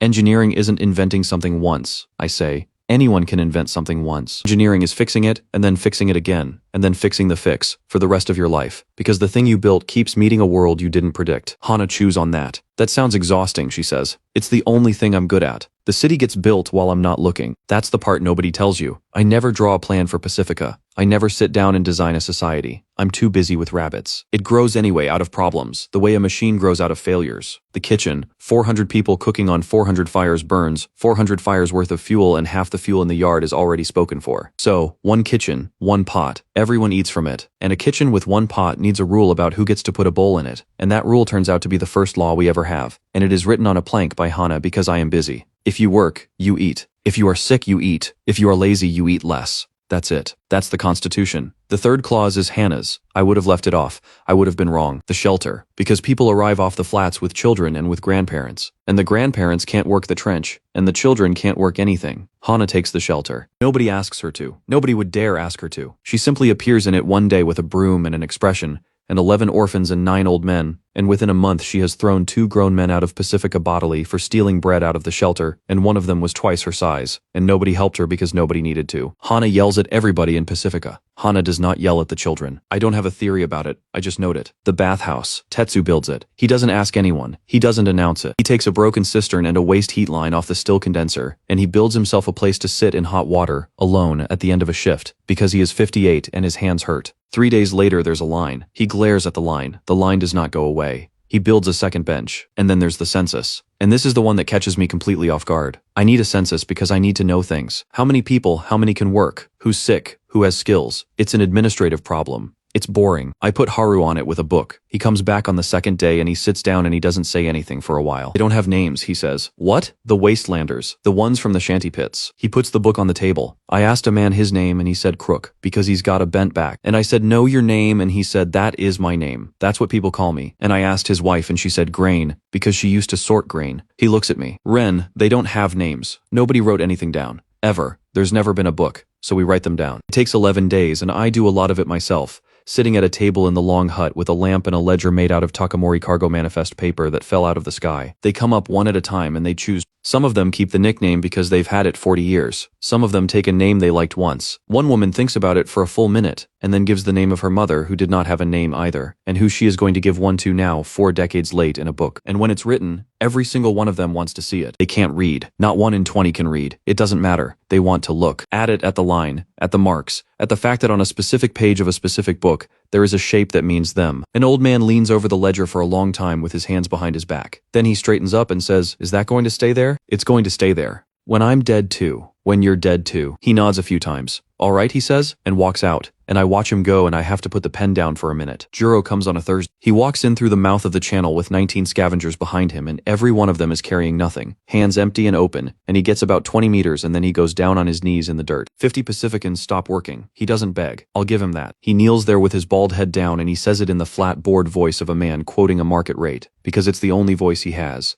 You take us or you don't. If you don't, we starve on the flats. I sold you. I know you know I sold you. Do what you want. And I look down at the man who put me in a cage. Ayako watches from the forge steps and she is entirely certain she knows what happens next, because she has lived on the yard for 31 years and she has seen this exact scene 11 times. And it always ends the same way, with a hook. She is wrong. I say get up. Juro doesn't move. Juro, get up. He gets up slowly, and he looks at me with an expression of pure animal wariness. How many drop hatches are there? I ask him. He blinks. 611, he says. How many are worth standing under? 90. Instantly. No thinking 60. If you're honest, everything else is ash and rot. Which shaft dumps copper? Siryu, cluster 4, third door, but only in the winter cycle, and only when their mills run, and their mills run when the he stops. He hears himself. I let him hear himself. I have 400 people, I say, and 11,000 tons of scrap coming out of the trench a month, and not one man in this valley who knows what's worth picking up. I have children carrying rot up a hill because it's shiny. Juro stares at me. You are the greediest man I have ever met, I say. You looked at a dying stranger with 2 broken ribs and you priced him in 11 seconds. You've spent 40 years working out exactly what everything under 6 cities is worth, and you were never wrong once because being wrong cost you money. I hold out my hand. That's not a sin. On a sorting floor, that's a talent. You run my sorting. Juro does not take my hand. He stands in the middle of Pacifica with 19 starving scavengers behind him, and he looks at my open palm and he does not move, and his face does something I have never seen on it and will never see on it again. He came here to die. He walked 11 kilometers, knowing he was going to die, because dying here was better than starving on the flats, and he brought his crew because he wanted them to see it and go somewhere else. And what he cannot process, what is visibly physically breaking something in him, is that he has just been offered a job. I sold you, he says. It comes out strange. Yes, for 200 bolts. Yes, and when the Rangers hit us, you left me and took the cart, and it was the right call, and I said so at the time. I keep my hand out. I don't need you, sorry, Juro. I need you counting. Are you going to take the job or are you going to stand there? He takes my hand. He does not cry, and he does not thank me. And about 4 hours later, he is standing on a scrap heap screaming at Pacificans that they are hauling garbage and he will not have it. He's very, very good at it. 8 days later, Ayako comes into the forge and puts a piece of coal on the bench in front of me. 1 piece. That's the last of it, she says. What? Kurayama's closed the coal pits. All 4. Every seam on the flats belongs to him, and he's put men on every one of them, and they're turning our carts back. She's very calm. That's how I know how bad it is. He's shut the trade tracks too. Every pit. Every artel, anybody who trades with Pacifica loses their water. I look at the piece of coal. No coal, no forge, no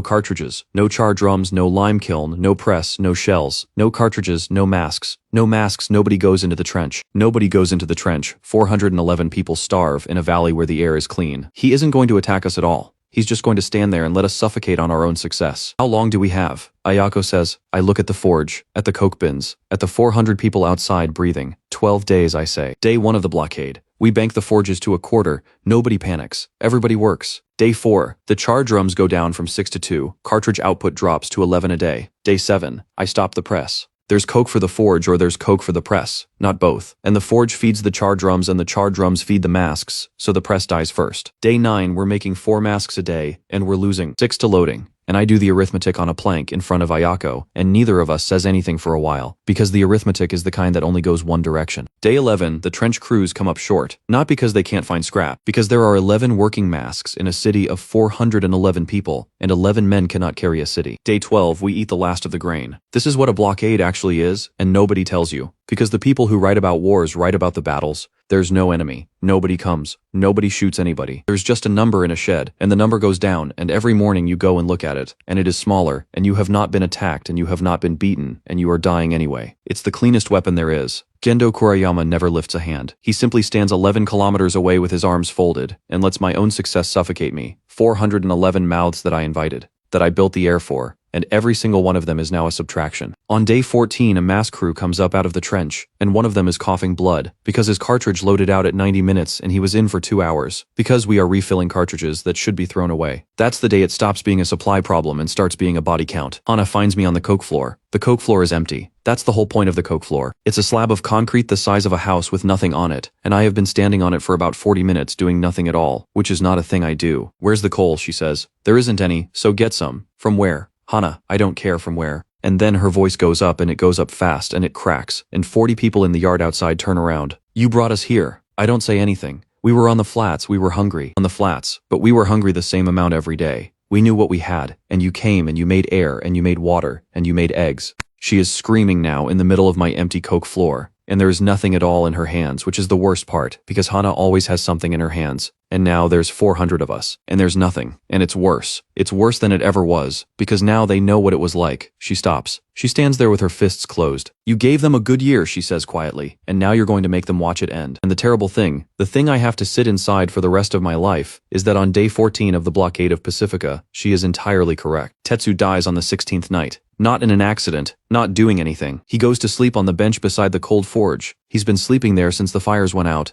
and nobody asks him why, because everybody knows why, and in the morning he doesn't get up. Lungs, he was 58. Nobody down here is 58. He should have been dead 9 years ago and he wasn't, and now he is. And it isn't the blockade that did it, not directly. It's 300 years of air. Mizuki finds him. She comes and gets me, and she doesn't say a word. She just takes my sleeve, and I follow her. And he's lying on the bench with one hand still on the handle of the bellows lever, not clutching it, just resting there, the way a man's hand sits on a tool he was going to use in the morning. I don't cry. I want to be honest about this, because I think it makes me sound like something I'm not, but I don't, and I don't rage, and I don't go and find someone to blame. I stand there for about 4 minutes. Then I take his hand off the lever and put it on his chest, and I turn around, and I walk into the workshop, and I do not come out for 40 hours. That's what I have. That's my entire emotional apparatus. Somebody I loved is dead, and I have one response available to me, and it is work, and I know exactly how that looks from the outside, and I have never once in my life been able to do anything else. Ayako brings me water twice. She doesn't say anything. She just puts it down and leaves. Haru sits outside the door for most of the second day. Mizuki takes over the char drums without being asked and works both shifts. And I sit in a shed with a lamp and a pile of scrap paper, and I think about charcoal. Here's what I know, and I have known it for 4 months, and I never looked at it.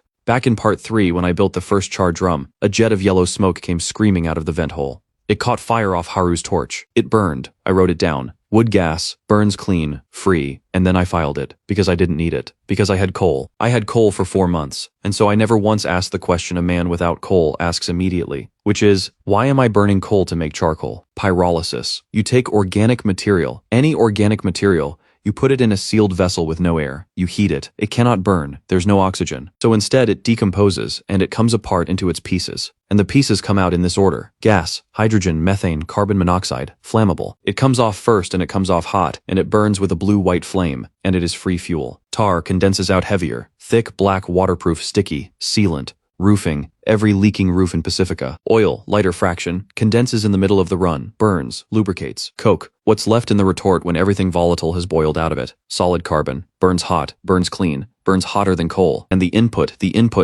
is garbage. Plastic, rag, rot, bone, wood, rubber, cable insulation. Every single thing that falls out of a hatch that nobody wants, that has been piling up under 6 cities for 300 years, in quantities that make the word quantity meaningless. Kuriyama has cut off my coal. I'm standing in a 100-kilometer heap of fuel. The retort takes 9 days and it nearly kills us twice. The vessel, a rail tanker, shell off a drop, 6 meters, steel, thick-walled, sealed at one end, a charging door at the other with a clay gasket, firebox underneath brick, 2 pipes out the top. Pipe 1 goes into a condenser, a coil in a water tank. Same principle as the still, because it is. The still, everything down here is the still. Heavy fractions condense out. Tar into one drum, oil into another. Pipe 2 carries the uncondensed gas, the part that stays gas, back down into the firebox. That's the trick. That's the whole thing. The retort heats itself. You light it with wood. Once it's hot, the gas coming off the load feeds the fire that's cooking the load. After 11 minutes, it needs no external fuel at all. It just sits there roaring, eating garbage, running on its own breath. The first time we light it, we don't have the gas line right,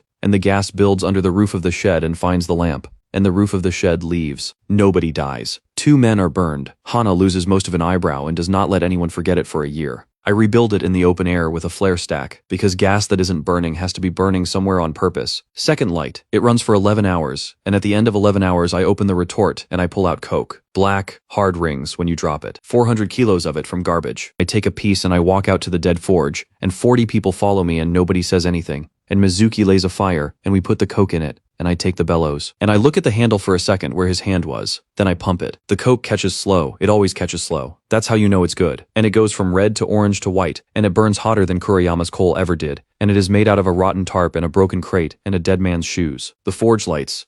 And 411 people make a noise on the coke floor of Pacifica that I will never be able to describe to anyone who wasn't standing there. 11 kilometers east, a steward comes down 31 steps into a basement. They've lit the forges, my lord. Gendo Kuriyama does not turn around. With what? The steward has been rehearsing this for an hour and it has not improved. They aren't buying coal from anyone. We've watched every pit and every track. Nothing goes in. Then they have a store we didn't find. My lord, the smoke, the steward stops. Starts again. The smoke is coming off a stack. A tall one. It burns at the top on its own. There's a flame coming out of a chimney, and nobody is feeding it. And Gendo Kuriyama, who has held 11,000 people by the throat for 40 years without ever once raising his voice, stands very still in front of 6 stone tanks he does not understand. He has cut off a man's fuel. And the man has begun to make fire out of nothing, in the open where everyone can see it. How many people are living in that valley, he says. 400, my lord. Perhaps more. And on the flats? In the pits? The steward doesn't answer, because they both know the answer, because the pits are emptying. Kuriyama looks at the water for a long moment. Send for Tesai, he says. The foundry is the point of no return, and I know it while I'm drawing it. Coke means heat, real heat, not forge heat, melting heat. So I don't build another forge. I build a cupola furnace, a stack lined with clay and crushed brick,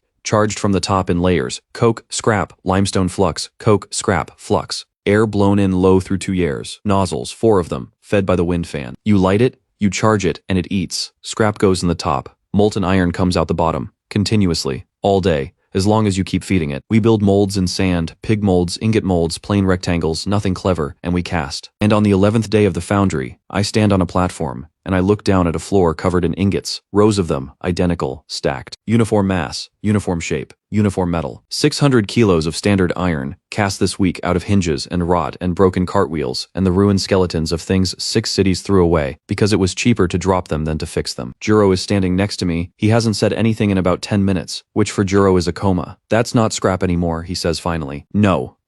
He gestures at it. He genuinely cannot find the word. He is a man who has spent 40 years knowing the price of every object under 6 cities, and he is looking at 600 kilos of something that has never had a price, because it has never existed. What do I call it? Iron, I say. You call it iron. Iron's what you find, not anymore. I pick up an ingot. It's warm. It's heavier than it looks. They always are. And I say the thing out loud that I have been circling since the day a bald man with 9 teeth turned my pockets out. Everybody down here searches Juro. 300 years, 600,000 people, and every single one of them wakes up and goes looking for a thing that already exists. Nobody makes anything. Nobody ever has. I put the ingot back on the stack. That's the whole difference. That's the only difference there has ever been between up there and down here.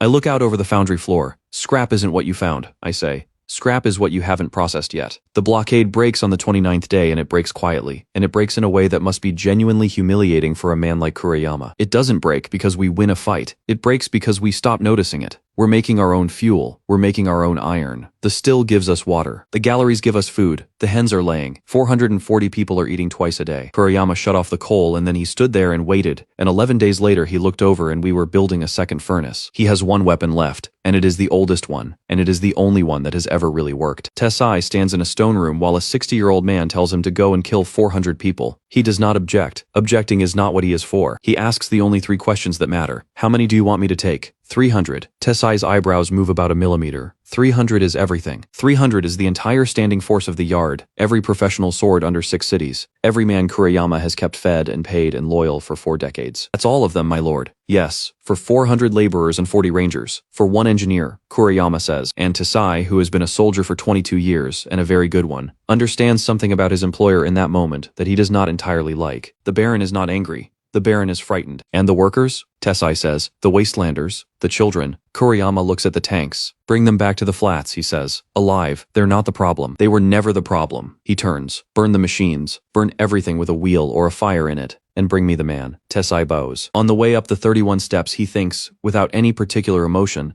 that he has never once in his life been ordered to fight an enemy whose weapons his employer cannot describe. They come out of the east on a Tuesday, and Ayako's scouts count them for 6 hours, and the number they bring back is 311. I put it on the board. Them 311 professional soldiers. Armored. Mounted, most of them. Fed, paid, trained, led by a man who has done this 11 times and lost none of them. U.S. 447 people, of whom 300-odd are wastelanders who have been eating properly for 4 months and have never held a weapon. 40 rangers. 60 forge workers. 11 children who I will not put on this board. I look at it. Ayako looks at it. Say it, she says. We lose. The whole room goes still. Hana, Mizuki, Juro, Haru, 9 crew chiefs. I want to be precise, because precise is the only thing I've got. I tap the board. Not probably not, unless something goes wrong. If Tessai's 300 come down that channel and we stand in front of them with hooks and courage, we lose every single time. They will go through us in about 40 minutes, and then they will burn the foundry and take me east in a cart. We have the walls, someone says. The walls are for air. They're sacking in gravel. A child could cut through one. We have 440 people. We have 440 farmers, I say. I've spent a year teaching them to make things. Making things is the opposite of killing people. That was the whole point. Silence, Hana says flatly. Then what? And I stand there in front of the board, and I look at that number, 311, and I feel the thing I always feel, which is the same thing I felt looking at a rusted pump and a mask that didn't work, and a shed full of dead rabbits. You have stated the problem wrong.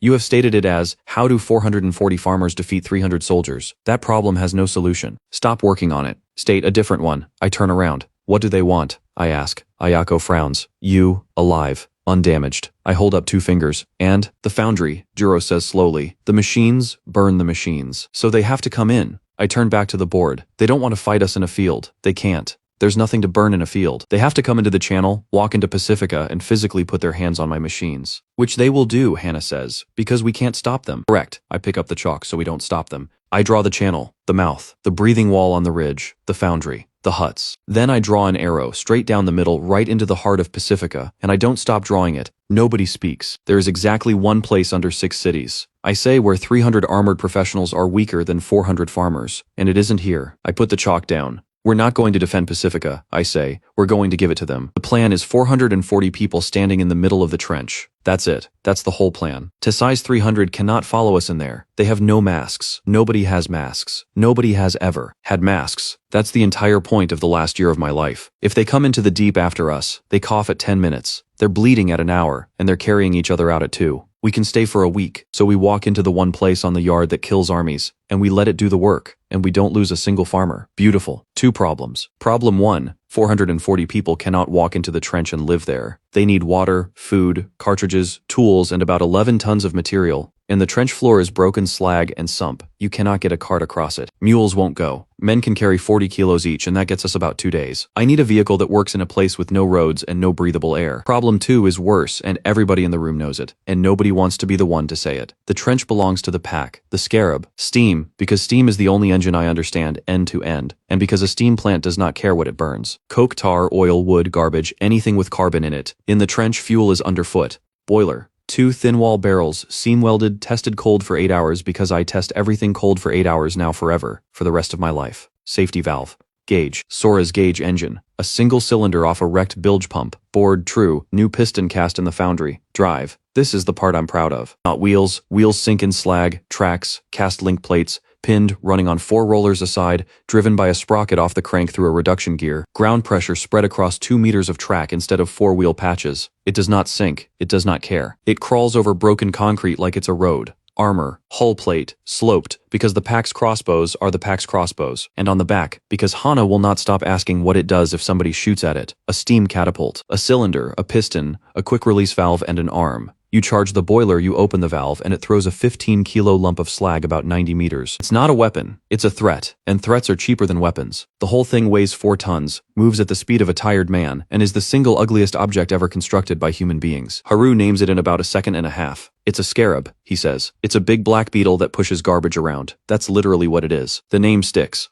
Obviously the name sticks. And then it kills a man. His name is Awao. 31. He came in off the flats 8 months ago with a wife and 2 children, and he learned to drive the thing in 4 days because he wanted the job, because the job paid extra rations, because he had 2 children. We're running the Scarab up the ridge on a full load trial. 1,100 kilos in the bed. The oil line runs from the sump to the cylinder. I put it there because it's the shortest run. Because a shorter run is less weight and fewer joints, and every engineer alive would have done the same thing. The shortest run goes past the steam pipe. A copper union works loose from 4 hours of track vibration, which is a thing I did not model and should have modeled, because a tracked vehicle shakes in a way a wheeled one does not. Oil sprays onto a pipe at 200 degrees. It doesn't explode. It's worse. It goes up as a sheet, and it goes up inside the hull, and the driver is sitting in a steel box with the fire between him and the hatch. I'm 11 meters away. I get about 4 steps. I do not want to describe the sound, and I am not going to. He is in there for perhaps 40 seconds. Hana and 2 rangers get the hatch open, and by then there is nothing to get out. Afterwards, I sit on the ridge with my back against a rock, and I do not move for a long time, and people leave me alone, and eventually Hana comes and stands over me with her arms folded. She doesn't yell. That's how I know it's bad. You killed him, she says. The same way you killed Sora. I look up at her. There is a version of me that says it was a union failure, that says I couldn't have known about the harmonic, that says he knew the risk. All of that is true. All of it is the same shape as the sentence a man says when he is trying to move a body off his own chest and set it down somewhere else. Yes, I say. Hana blinks. Yes, yes, same way. I get up. My legs are not entirely reliable. I put a fuel line next to a heat source because it was efficient, and I didn't ask what happens when it fails, because I never ask what happens when it fails until it fails. Sora, the mushrooms, the rabbit sheds. Now Iwao. She stares at me. Then why do you keep building things? Because the number of people who die if I stop, I say, is 440. I go back to the shed and I fix it in 3 places, and I write all 3 on the wall, and they stay on that wall until the wall comes down. 1. Heat and fuel do not share a space. The steam line gets a sheet steel shield the length of the hull, and the oil line gets moved outboard, and the run is longer and heavier and worse in every way except the one that matters. 2.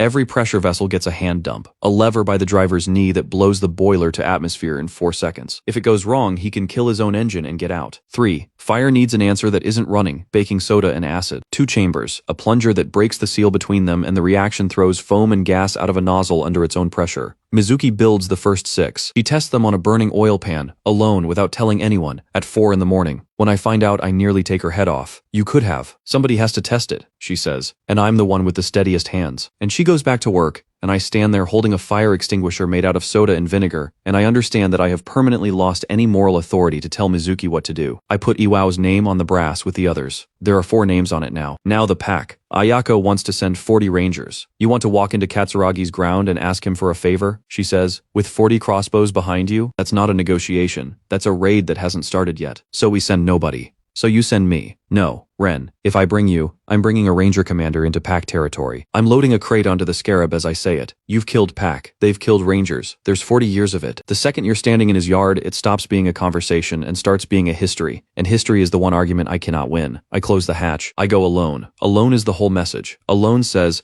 I am not a threat. I am an offer. Ayako stands there with her jaw working. he'll kill you. He might. He'll kill you. And then Tessai comes down the channel in 9 days, and there is no plan at all, and 440 people die on the flats, because you wanted to be clever. Ayako, she stops. There's no version of this where I don't go and ask him, I say. Every other plan I've drawn ends with us fighting 300 professionals in a valley. I've done the arithmetic 11 times. It always ends the same way. She looks at me for a long moment. Then she reaches into her coat and puts something in my hand. It's a knife. Hers. The one she cut me out of a cage with. It won't help, she says. No, take it anyway. The PAX yard is a wrecked cargo lighter half buried in the west wall of the trench, and there are 60 machines parked around it, and they are, I have to admit, magnificent. Not one of them should work. Every single one of them works. They hear me coming from 4 kilometers away, because a 4-ton steam tractor is not a stealth vehicle, and by the time I roll up to the yard there are 90 people standing on the hulls and the roofs and the ridge above me with crossbows. I stop the Scarab. I vent the boiler. I climb out of the hatch with my hands empty and my mask on, and I stand on the deck of the ugliest machine in the world in front of 90 people who make a living taking things off dead men. Katsuragi comes down off the lighter's flank with his goggles pushed up. He looks at the Scarab for a long time. Then he looks at me. Then he starts laughing. You came alone. He walks all the way around the tractor. He puts his hand flat on the track links and pushes, testing the spring. He crouches and looks under the hull at the rollers. You came alone into my trench? On a what? Is this steam? That's steam. He straightens up, delighted. You built a steam beetle? Scarab. Scarab. He turns and shouts it at his people. It's a scarab. Somebody on a roof whoops. Then he turns back to me, and the laugh is still on his face, and there's nothing at all behind it. So, Nail says, you've come to beg. No. You've come to beg, he says gently, because Kurayama's dogs are on the road and you can't fight 300, and the only hole in the world they can't follow you into is mine. And you want me to let 400 dirt farmers hide behind my back. He spreads his hands. That's begging, upper. Say it correctly at least. I've come to trade. You have nothing I want. How old are you? Katsuragi's head tilts. 24. How old was your father when he died? Something goes across his face and gets buried immediately. 31. How old was his father? A pause longer. 34, Nail says. So, 65 years between the two of them. I let it sit. I'm 28. If I stay out of the trench, I'll see 60. The yard has gone very quiet. You have a song about it, I say. I've heard your people sing it. Live fast, take everything, die at 30. It's a good song. It's a true song. It's an excuse, I say. You don't live fast, Katsuragi. Nobody down here lives fast. You die early, and you wrote a beautiful song about it, and you've been singing it for 300 years, so nobody has to say the actual sentence out loud, which is, the air is killing us and we can't do anything about it. I am on the ground about a second later. He crosses 4 meters faster than I can track, and my back hits the Scarab's track guard hard enough to blank out my vision, and there is a knife under my jaw, and Katsuragi's face is 15 centimeters from mine, and it is not laughing anymore. My father, he says very quietly, took 11 tons of copper out of the deep. 11. He fed 300 people for 6 years, and he knew. But it cost him, and he did it anyway, and you will not stand on my ground and call that a song. 90 crossbows. I can hear the cranks. I don't fight. I don't push back.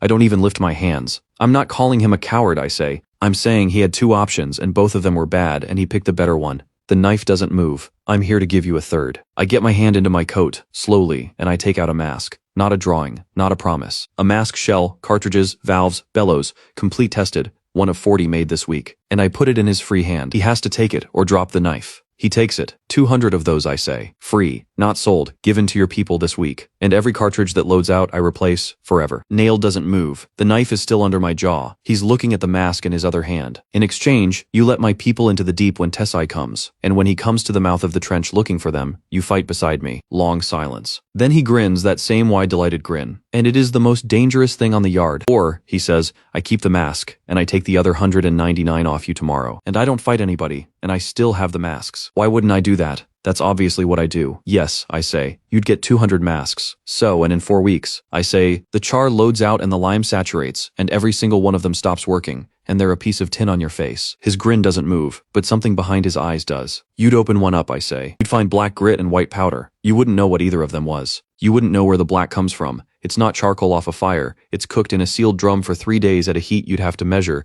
and you have no way to measure heat. You wouldn't know the white was construction lime, or that it has to be coarse or it packs and chokes, or that the leather valves swell in acid and need replacing at 60 hours. I keep my voice completely level because this is arithmetic, not a threat. So you'd have 200 masks for 1 month, and then you'd have nothing. And you'd have burned the only man alive who knows how to make more. The knife comes off my throat. You don't need a mask, Katsuragi, I say. You need a supply. 90 people watch their leader stand very still in the middle of his own yard with a knife in one hand and a machine in the other. He is not thinking about the deal. He worked out the deal 10 seconds ago. He is thinking about a number he has not said out loud in 11 years, which is 31 and which is his father's age and which is 7 years away. Katsuragi has known since he was 14 that the trench is killing him. He has always known. He is not stupid, and he has never once been stupid, and that is why the song exists. Because when a man is certain that he is going to die at 30 and there is nothing whatsoever he can do about it, he has exactly two choices. He can spend the years afraid, or he can decide it was his idea. And for 300 years every pack that has ever run this ground has made the same choice, and sung the same song, and gone into the deep laughing, because laughing is the only thing that was ever on offer. Nobody has ever brought them a third option. Nobody has ever come into this yard and put an alternative in their hands. Nail turns the mask over. He looks at the cartridge threads. He looks at the bellows. He puts it on. He breathes through it, in his own yard,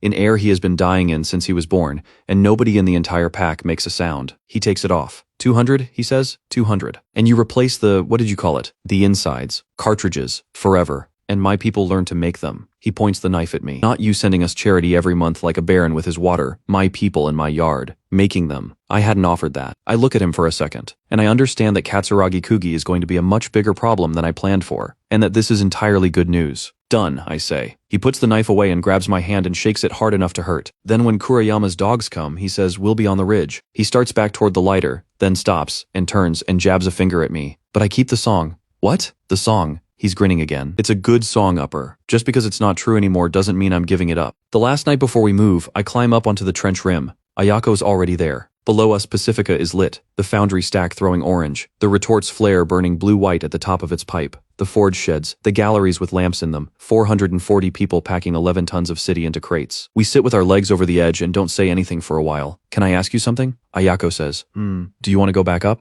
I look at her. You never talk about it, she says. Not once. Not in a year. Every man in this valley talks about the cities. They make up stories. They say there's grass. They say the water runs out of walls up there. She's looking straight ahead. You're the only person alive who's actually been there, and you've never once said you missed it. I think about it properly, because she deserves a real answer and not a fast one. Takamori, the ballast department. 34 names on a list. I was on that list for 11 years. I was 34th for 11 years. I maintained machines built by dead men according to schedules written by dead men, and once, I found something nobody else found, and I brought it to 12 people in a beautiful room, and they threw me out of the sky in front of a crowd eating fried dough. Down here in 14 months, I have built a pump, a mast, a still, a wall, a forge, a press, a farm, a furnace, and a 4-ton tractor, and a name in a book for 11,000 people who never had one. Up there, I say, I repaired other men's machines. The flare stack burns below us. Somebody down there is laughing. Down here, I build my own. Ayako doesn't answer. No, I say, I don't want to go back. She's quiet for a long moment. Then she says good and stands up and dusts off her coat. Because in 6 days, Tessai comes down that channel, and I'd rather not be doing this with a man who has somewhere else to be. Tessai takes Pacifica at 11 in the morning, and it takes him 4 minutes. There's nobody in it. 311 men come down the channel in column, shields up, expecting hooks and barricades and farmers with courage, and they walk into an empty city with the fires still warm. They stand in it. A sergeant of 22 years who has burned 9 settlements and taken 4 fortified positions and never in his life been surprised by anything, walks through a town that 400 people were living in yesterday, and he touches the side of a furnace and finds it hot, and he looks into a shed and finds 100 rabbit hutches, cleaned out, doors open. Mushroom galleries are cut and stripped. The forge is stripped. The breathing wall is still turning. They took everything they could carry and left the machine that makes the air, because the machine that makes the air is bolted to a ridge and weighs 11 tons. One of his captains comes to him grinning. They ran, sir. They just ran. Tessai does not answer. He is standing in front of a workshop wall, and on the wall,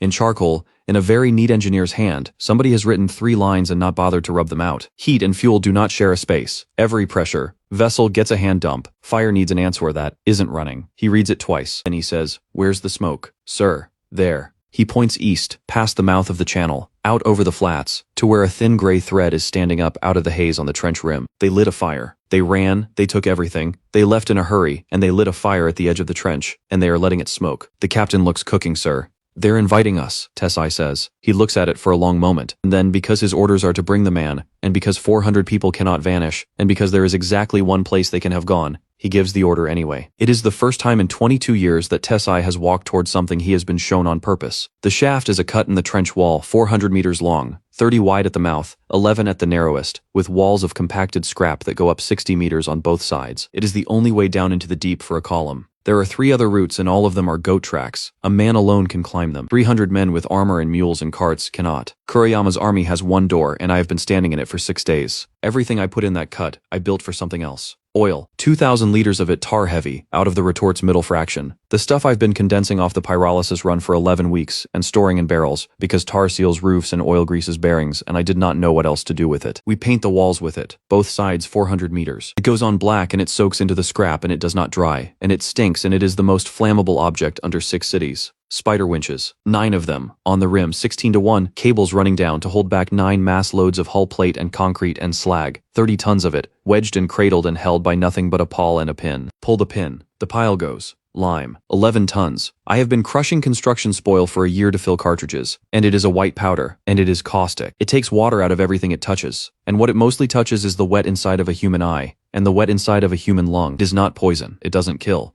It blinds and it burns, and a man with lime in his lungs cannot make himself breathe in. The reflex just closes, and the more he panics, the less air he gets. Bellows, 60 of them. Every forge bellows in Pacifica, every mask bellows off. Every mask we could strip, mounted in banks along both rims with hoppers of lime dust over the intakes, on cranks worked by hand. Pump them, and 11 tons of white dust goes over the edge and down into a cut that has no wind in it. Scarabs. 6. Parked nose out at the far end, in the deep, where the air is already killing. And on both rims, 60 machines and 200 people who have lived in this poison since birth, wearing my masks on their own ground, in the dark, laughing. Here's what I do not have. I do not have 300 soldiers. I do not have cavalry or archers or a fortress, or a single trained fighting man beyond 40 rangers. I have never won a fight in my life. I'm not going to win one now. I'm going to make it so a fight cannot happen. They come into the mouth at 4 in the afternoon. Tessai puts scouts up the walls first, because of course he does, and nails people let them come. They lie flat in the scrap in the places they've been hiding since they were 9 years old, and they let the scouts walk past them, and the scouts come back and report an empty cut. The column enters. I watch it from the north rim through a gap in a hull plate, lying on my stomach next to Katsuragi, who is chewing something and swinging 1 foot over the drop like a man at a fair. They come in. Well, that's the thing that frightens me. Shields on both flanks, scouts forward, mules center, no bunching. 22 years of doing this properly. At 200 meters in, half the column is inside. At 300, all of it is. At 380, they reach the narrow, 11 meters across, walls 60 meters high, 311 men in a stone corridor, and Tessai stops. He stops right there, with no warning and no reason. In the exact center of the killing ground, he holds up his hand and the entire column freezes, and I feel my stomach go out from under me. He turns around slowly and looks up at the rim. He can't see me. It's not possible. There's a plate over me and 60 meters of dark, but he looks straight at where I am, and he says, not loudly, but in a cut like that with that much rock, a voice carries, Sakamoto. Nothing moves. I know it's a trap, Tessai says, conversationally, to a wall of garbage. I knew from the smoke. I'd like you to know that I knew. Katsuragi stops chewing. I'm going to come anyway, Tessai says. I want you to understand why, because I think you'll appreciate it. If I turn around, my lord replaces me, and the man he replaces me with will burn your valley with the children in it. I won't. So it's better for everyone if the man in this cut is me. He turns back to face the deep. Do it properly, he says, and he starts walking again. I say it out loud, to nobody, lying on my stomach in the dark. Pull. 9 pins come out at once. 30 tons of hull plate, concrete slab and slag goes off the north rim into the mouth of the cut, and it does not fall on anybody. That is the entire point. It is not aimed at men. It is aimed at the mouth.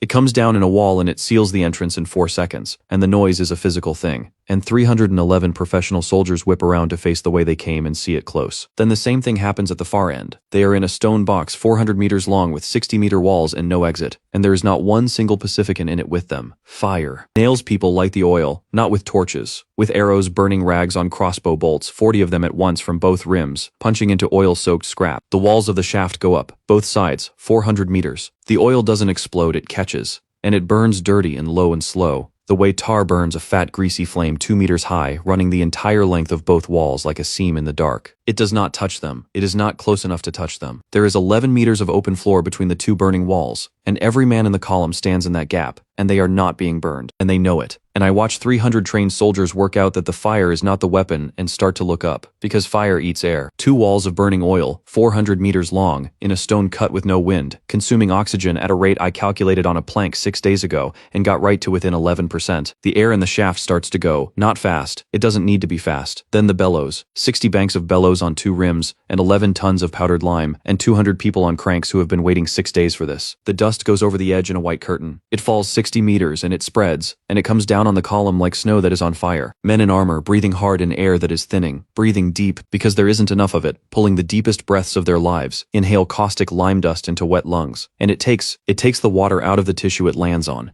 It swells, it burns, it goes into the eyes, and it goes into the throat, and a man who has it in his throat cannot breathe in, because his body will not let him, because his body has decided that the next breath is worse than suffocating. 311 men dropped their shields at almost the same time, not because they were beaten. Because you cannot hold a shield when you cannot see and you cannot breathe and you are trying, with everything you have, to claw a thing out of your own chest that isn't there. Katsuragi beside me has stopped smiling entirely. He watches it for about 30 seconds. Then he says, quietly, without looking at me, "This is what it does to us, isn't it? Slowly, this is just fast. Yes, every day of my whole life. Yes." He looks down at the white cloud filling a 400-meter box with 300 men in it. "Huh," he says. I stand up on the rim in a mask above a burning cut, and I say the only true sentence I have ever said about war. I didn't bring an army. Below me, an entire generation of professional soldiers is going down on its knees. I brought the air. The bellows keep pumping. Down here, it's mine. It takes 90 minutes, and it is not a battle at any point. We do not go down. Not once. Nobody from Pacifica sets foot in that cut while it's happening, because there's nothing to do in there. Rangers hold the rims and shoot anyone who tries to climb, and men do. Try to climb and some of them get 20 meters up 60 meters of unstable scrap, and none of them get further. At 90 minutes the fires are burning down and the lime has settled, and the air is coming back, and what is left in the bottom of the shaft is 300 men who are alive.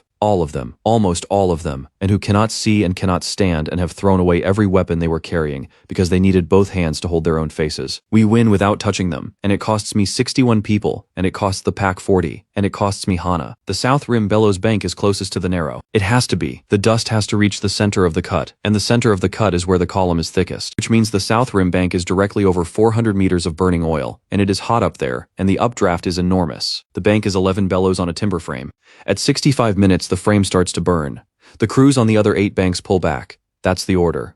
That's my order. When your frame lights, you pull back. No exceptions, I wrote it on the plank myself. Hana does not pull back. Hana stands on a burning frame on the south rim with 2 other women and keeps pumping, because the column has bunched at the narrow and the dust from the north side isn't crossing, and she can see that it isn't crossing, and she keeps pumping for 11 more minutes with the timber going up under her feet. The dust crosses, and then the frame goes. They get her out. She's alive when they get her out. She's alive for about 40 minutes. I'm there for it. I want that written down, because I was not there for Sora, and I was 11 meters away from Iwao, and I could not do anything, and this time I am there, and I hold her hand, and it does not matter at all. She's grinding her teeth. She won't stop talking. "Told you," she says. "Told you the south frame. I told you." I said green timber. I said it twice. You did. You put the relief valve on the wrong side of the manifold. Her eyes are unfocused, and she is dying, and she is still going. On the bellows. The little one. On the, you put it on the wrong side. Everybody knows it. Nobody says Hana, because nobody tells you anything, she says, furious. Nobody in that whole valley will tell you when you're wrong. You know why?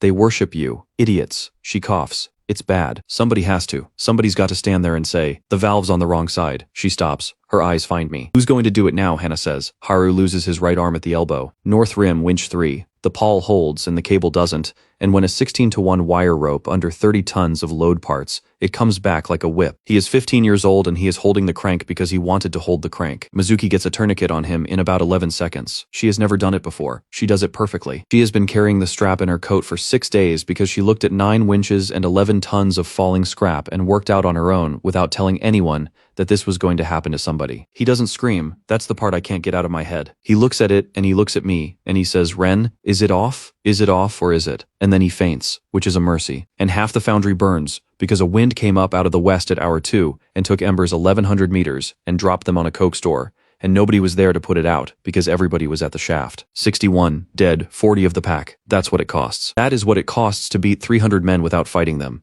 At dusk, I walk down into the cut. Tesai is sitting against a wall with his eyes swollen shut and his hands open on his knees. He hears the tracks, the scarab, coming down the cleared end, and he turns his head toward the sound. Sakamoto. Yes. How many of mine are dead? 19, from the fall at the mouth and 4 that climbed. I stop about 3 meters from him. The rest are blind for a week. Wash the eyes. They'll come back. He takes that in. "You could have killed all of us," he says. "The oil, you had the fuel to fill that cut to the roof and cook us. Why didn't you?" "Because you're 300 trained men," I say, "and I have 400 farmers in a war I haven't finished." He starts to laugh. It's a horrible sound, because his throat is destroyed. "Arithmetic," he says. "Yes." He fumbles at his hip, finds the sword, draws it.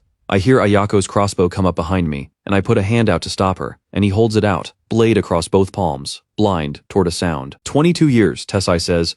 I have served the man who could kill me, That's the whole of my philosophy, and I have never needed another one. He pushes the sword forward. You could kill me, he says, not with strength. You did it with air and a fire and a plank with sums on it, and I never had one single chance from the moment I entered this cut. His face turns up toward me, eyes swollen shut, and it is the flattest, calmest, most professional expression I have ever seen on a human being. That's worse, he says. Do you understand? Being beaten by a stronger man is a thing I can live with. Being beaten by a better one is not. I take the sword. Then work for me, I say. Yes, says Tesai. Obviously. 80 of his men walk out with him, and every one of them is a professional, and every one of them has just watched their entire trade become obsolete in 90 minutes. They do not become my friends, not for years, not really ever. But at the mouth of the shaft, Tesai stops and stands still while Mizuki fits a mask to his face. A new one, off the racks, standard, interchangeable, and he breathes through it, and his hands are shaking very slightly, and he does not say anything at all. The cart arrives at the Kurayama house at first gray, 4 days later, driven by a boy with no arm and an escort of nobody at all. The Baron comes out himself. There's one object in the cart. It is a mask, shell, cartridges, valves, bellows, clean, new, never used. And underneath it, a folded sheet of Takamori manifest paper, and on the paper, in a very neat engineer's hand, 4 words, "You will need this." Gendo Kurayama stands in his own courtyard for a long time. Then he goes down 31 steps into a basement, and looks at 6 stone tanks he has never once understood and understands for the first time in 60 years, that he is going to die of something he could have learned. We won and we are still starving. That's the thing. Nobody in the valley wants to hear, so I say it in the long hut on the 4th morning after the shaft, standing in front of 9 crew chiefs and a woman who is now the 2nd largest power, under 6 cities and does not want to be. Kurayama has 300 fewer soldiers and 1 more enemy, I say. And he still owns the water, and he still owns the schedule. We don't buy his water, Juro says. We don't. 11,000 people do. I put the chalk down. Every scavenger artel on the flats, every wasteland pit, every trader in every trading yard.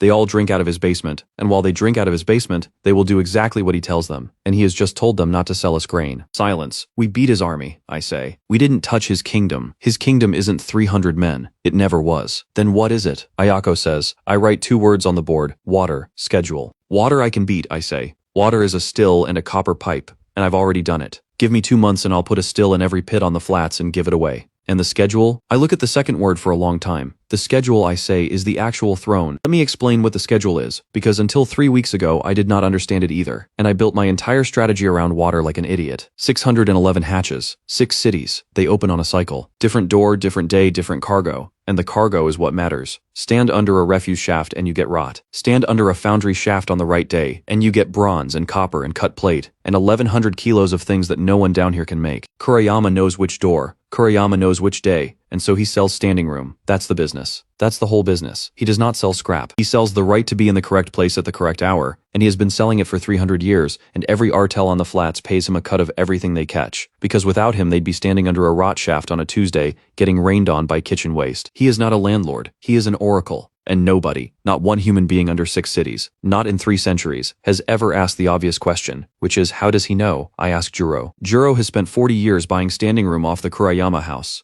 He knows, Juro says, and shrugs. The Kurayamas have always known. Yes, but how they know? He's getting irritated. It's what they are. It's like asking how a chicken knows to be a chicken, and there it is again. The same wall I hit with the water tanks, the same wall I hit with the pump, the same wall I have hit every single day since I fell out of the sky. A thing that works is a thing that is not questioned. 300 years of a family being right about the sky, and it never once occurred to anyone that they might be right for a reason. Here's what I know that nobody down here knows. I built those hatches. Not personally, but I worked on them. I serviced their actuators. I signed their maintenance logs. I have crawled inside the plenum of a refuse cluster with a grease gun in my teeth. And a hatch does not open because a baron wills it. A hatch opens because a workshop upstairs finished a batch. The Takamori foundries run a 9-day melt cycle. On day 9 they tap. They clean the furnaces, and they dump slag and swarf and failed castings, and that goes down foundry shaft too, every 9 days. It has gone down every 9 days since before my grandfather was born, because the melt cycle is 9 days, because that is how long it takes to charge, melt, pour, and cool a furnace of that size. The garment district cuts on a 4-day run, the kitchens dump twice a week, the shipyards dump when a hull is stripped. The schedule is not prophecy. It is the production cycle of 6 industrial cities, and it is as regular as a clock, because it is made of clocks. Kurayama does not know why Foundry Shaft 2 opens every 9 days. He knows that it does, because his great-great-grandfather wrote it in a book. He owns an observation. He does not own an explanation. And an observation can be re-derived by anyone with data and enough patience to count. We have the data. That's the joke. That's the thing that makes me sit down on a crate and put my head in my hands and laugh until Mizuki comes over to check on me. Haru has been counting for 4 years. Not for me, before me, since he was 11 years old, because he is the kind of boy who counts things, and because Ayako once told him that a ranger who knows when the hatch is open eats better than a ranger who doesn't. He has 41 notebooks. They are unreadable. They are in a private code he invented at 11. They are full of drawings of fish, and the dates are recorded as the day the mule got sick, and 2 days after the big rain. He also, it turns out, made every ranger scout he ever met keep the same records, because he is 15 and relentless, and nobody could be bothered to fight him about it. 11 scouts, 4 years, 611 hatches. We have 19,000 observations of the sky. Nobody has ever put them in one place. The calculator. I need to find cycles in 19,000 numbers, and I cannot do that on a plank, so I build a machine that counts. Wooden gears cut on a die from Mizuki's press. That's what the press is for now. She cuts gear teeth in brass and hardwood to a tolerance I would not have believed possible 6 months ago. Drums on a shaft. Each drum is a hatch.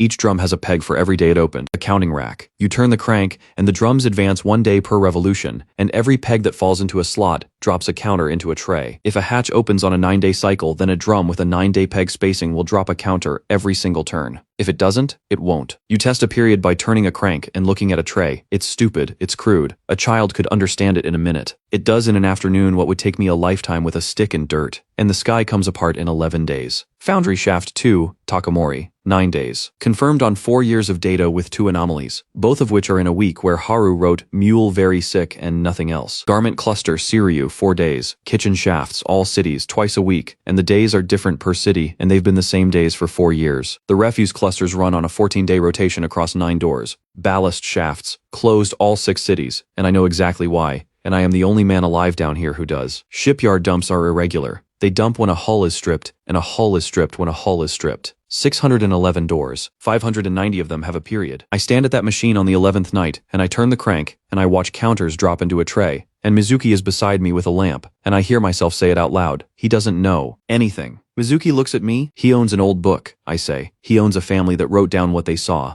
and never once asked why they were seeing it. He isn't an oracle. He's a clerk. He is the world's most powerful clerk, and he does not know it. I stop cranking. The schedule isn't a secret, Mizuki. It never was. It's just the thing nobody down here ever thought to count. Ayako understands what I'm going to do before I say it, and she puts her hand flat on the table. Sell it, she says. No, Ren. Sell it. She's not angry, she's frightened, and Ayako Murasaki does not get frightened. You're holding the only thing under 6 cities that is worth more than water. Every artel on the flats will pay you anything you name. You could own the yard by winter. Yes, so, and then I'd be him, I say. She stops. That's the whole trick, isn't it? I gesture at the drums. You find a thing everybody needs. You're the only one who has it, and you charge rent on it forever. It's what he did with the water. It's what he did with the sky. It works. It worked for 300 years. And it works because there's only one of it. I pick up a sheet of manifest paper, so I make there be 100,000 of it. We publish. That's the word I use and nobody understands it. Because there has never been a published thing under 6 cities. There is no press. There's barely writing. So we do it in the only 3 ways that work. 1. We paint it.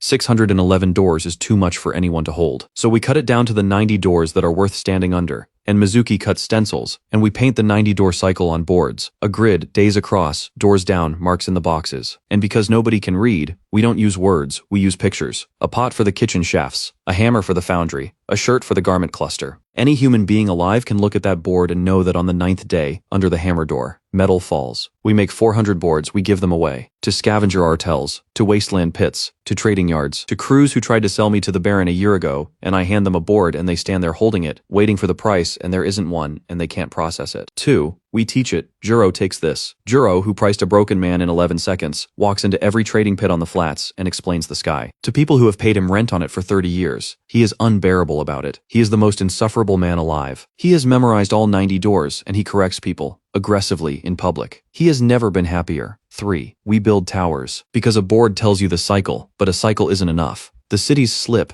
A furnace runs long. A dump gets delayed. A door that should open on the 9th opens on the 10th, so we need to see it coming. And we need to tell people faster than a man can walk. Semaphore. A frame. 2 arms on pivots. 8 positions per arm. 64 signals, which is more than we will ever need, and we use 11 of them. 9 towers on 9 ridges, from the trench rim to the eastern flats, spaced at the limit of vision. Man on a tower sees the arms move. He moves his arms. Next tower moves. A signal crosses the entire yard in 11 minutes. A man walks it in 2 days. It takes 6 weeks, and it does not look like a victory. factory, and there is no moment when it happens. In a trading pit on the eastern flats, a Kurayama factor sits at a table under an awning and waits to sell standing room as his father did, and his father's father back 300 years. Nobody comes. He waits 4 hours. Then he walks out into the yard and finds 60 scavengers standing around a painted board arguing about a hammer. Ninth day, one of them says, "Foundry 2. Everybody knows. You can't know that. It's on the board." The factor stares at it. It's crude. It's a grid. A child painted it. "Where did you get that?" "Pacifica gives them out," the scavenger says, and goes back to arguing. Gives them out. The factor rides home 11 kilometers with a bag of unsold days, and he cannot explain to himself why his hands are cold. Gendo Kurayama does not lose his kingdom in a battle.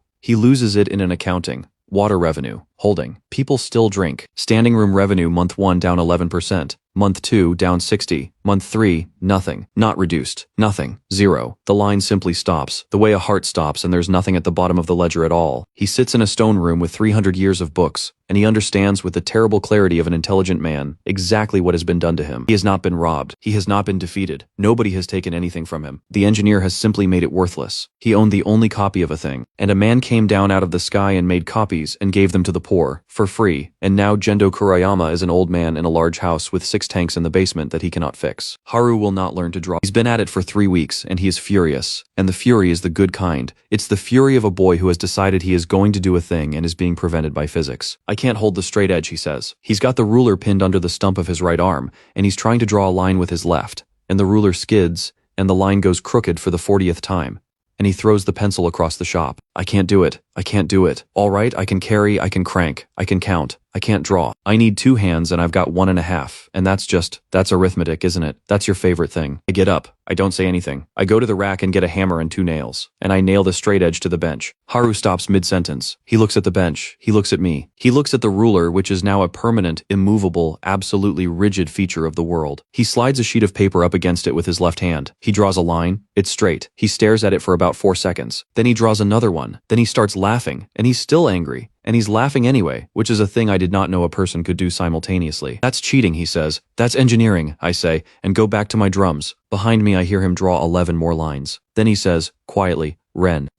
Nail me a thing for holding the compass, so I can put the point down and turn it with one hand." I look up. He's not asking me to make it. He's telling me what he needs, and he's already got half of it drawn. "Draw it," I say. Tessai, who does not knock and never will, finds the Baron in the basement. Kurayama is sitting on the 3rd step from the bottom, looking at the tanks. He has been there for some hours. He looks for the first time since Tessai has known him like a man of 60. "How many can we still call?" Tessai does not need to check. 500, my lord, if we pay in water. Nothing left of the standing companies. They went with me and they stayed with him. These would be flats, levy artel men, pit crews. A pause. They are not soldiers. They'll do. For what, my lord? And Gendo Kurayama looks at the tanks. "I have thought about this for a very long time," he says, "and I want you to understand that I am not deceiving myself. I cannot beat him. I have no water he does not have. I have no sky he does not have. I have no army. You are standing there, and I know precisely why you are standing there." Tessai says nothing, but he has a furnace, the Baron says. A stack, and a hearth, and a great many drawings, and 11 men who know how to run it, and it is the only one under 6 cities. He stands up. "I cannot rule the yard," he says, "but I can make sure that when I die, it goes back to being what it was. A place where 600,000 people crawl in the mud and wait for the sky to feed them. That is what the yard is. That is what it has always been. He has made it something else. And I have watched, and I would rather it was ash." He climbs the 31 steps. "Burn the foundry," Gendo Kurayama says. "That's all. Not the town, not the people, the foundry, and the drawings, and every hand that knows how to hold a hammer." He stops at the top. "And then it doesn't matter what he knows," he says, "because there will be nobody left to build it. 9 towers see them at first gray, and the signal crosses the yard in 11 minutes. 11 minutes. A year ago I would have had 2 hours warning if I was lucky, and a man's legs held out. Now I'm standing on the foundry gantry with a cup of tea, watching the arms move on Tower 6, reading a number off a ridge 11 kilometers away. 500, Eastern Track, slow. Slow is the important word. Slow means carts. Slow means they're bringing something heavy. "Well," Ayako says, he came. Are you going to tell them?" I look down off the gantry. Below me the foundry floor is a city inside a city. 400 people on shift. The cupola running, ingots coming off the pigbed in rows, the retort flaring blue at the top of its stack, hammers going in 11 sheds. Nobody down there has looked up. "Yes," I say, "but not yet. Let them finish the pour." Here's the difference between this fight and the last one, and it is the entire story of my life on the yard. At the shaft, I had 400 farmers and no weapons, and I had to make an enemy destroy himself, because I had nothing to destroy him with. Now I have 6 scarabs, 80 professional soldiers, 200 pack machines, 400 trained workers, a foundry that makes iron, a retort that makes fuel, and a semaphore net that lets me see 11 kilometers in 11 minutes. I am for the first time in my life stronger than the man attacking me, and it changes nothing about how I fight, because a stronger man who fights like a strong man is just a slower way of losing people, and I have a brass plate with 5 names on it, and I'm not putting a 6th on it to prove a point. I win the same way I always win. I look at what I have and I ask what it does, and then I make the world stand in front of it. The foundry is not a fortress. The foundry is a machine that is trying at all times to kill everyone inside it. That's not a metaphor, that's the problem statement. A cupola furnace runs at 1100 degrees. The retort runs at 600 and vents flammable gas continuously. There are 400 meters of piping in that building carrying superheated gas from the pyrolysis stack to the furnace tuyères, and every single day of my life I spend a portion of my time making sure that heat does not touch a person. Shields, baffles, vent stacks, sheet steel screens, distance. I have spent a year building a wall between 400 people and a river of fire. And on the morning of the 11th of the month, standing on a gantry with a cup of tea, I look at that wall and I think, what if I turned it around? We work for 4 days. We take the gas mains, the pipes carrying uncondensed pyrolysis gas back to the furnace, and we tee them 11 branches, out through the wall. Nozzles on the outside face, angled down and out along the ground, spaced at 6 meters, with a hand valve on each.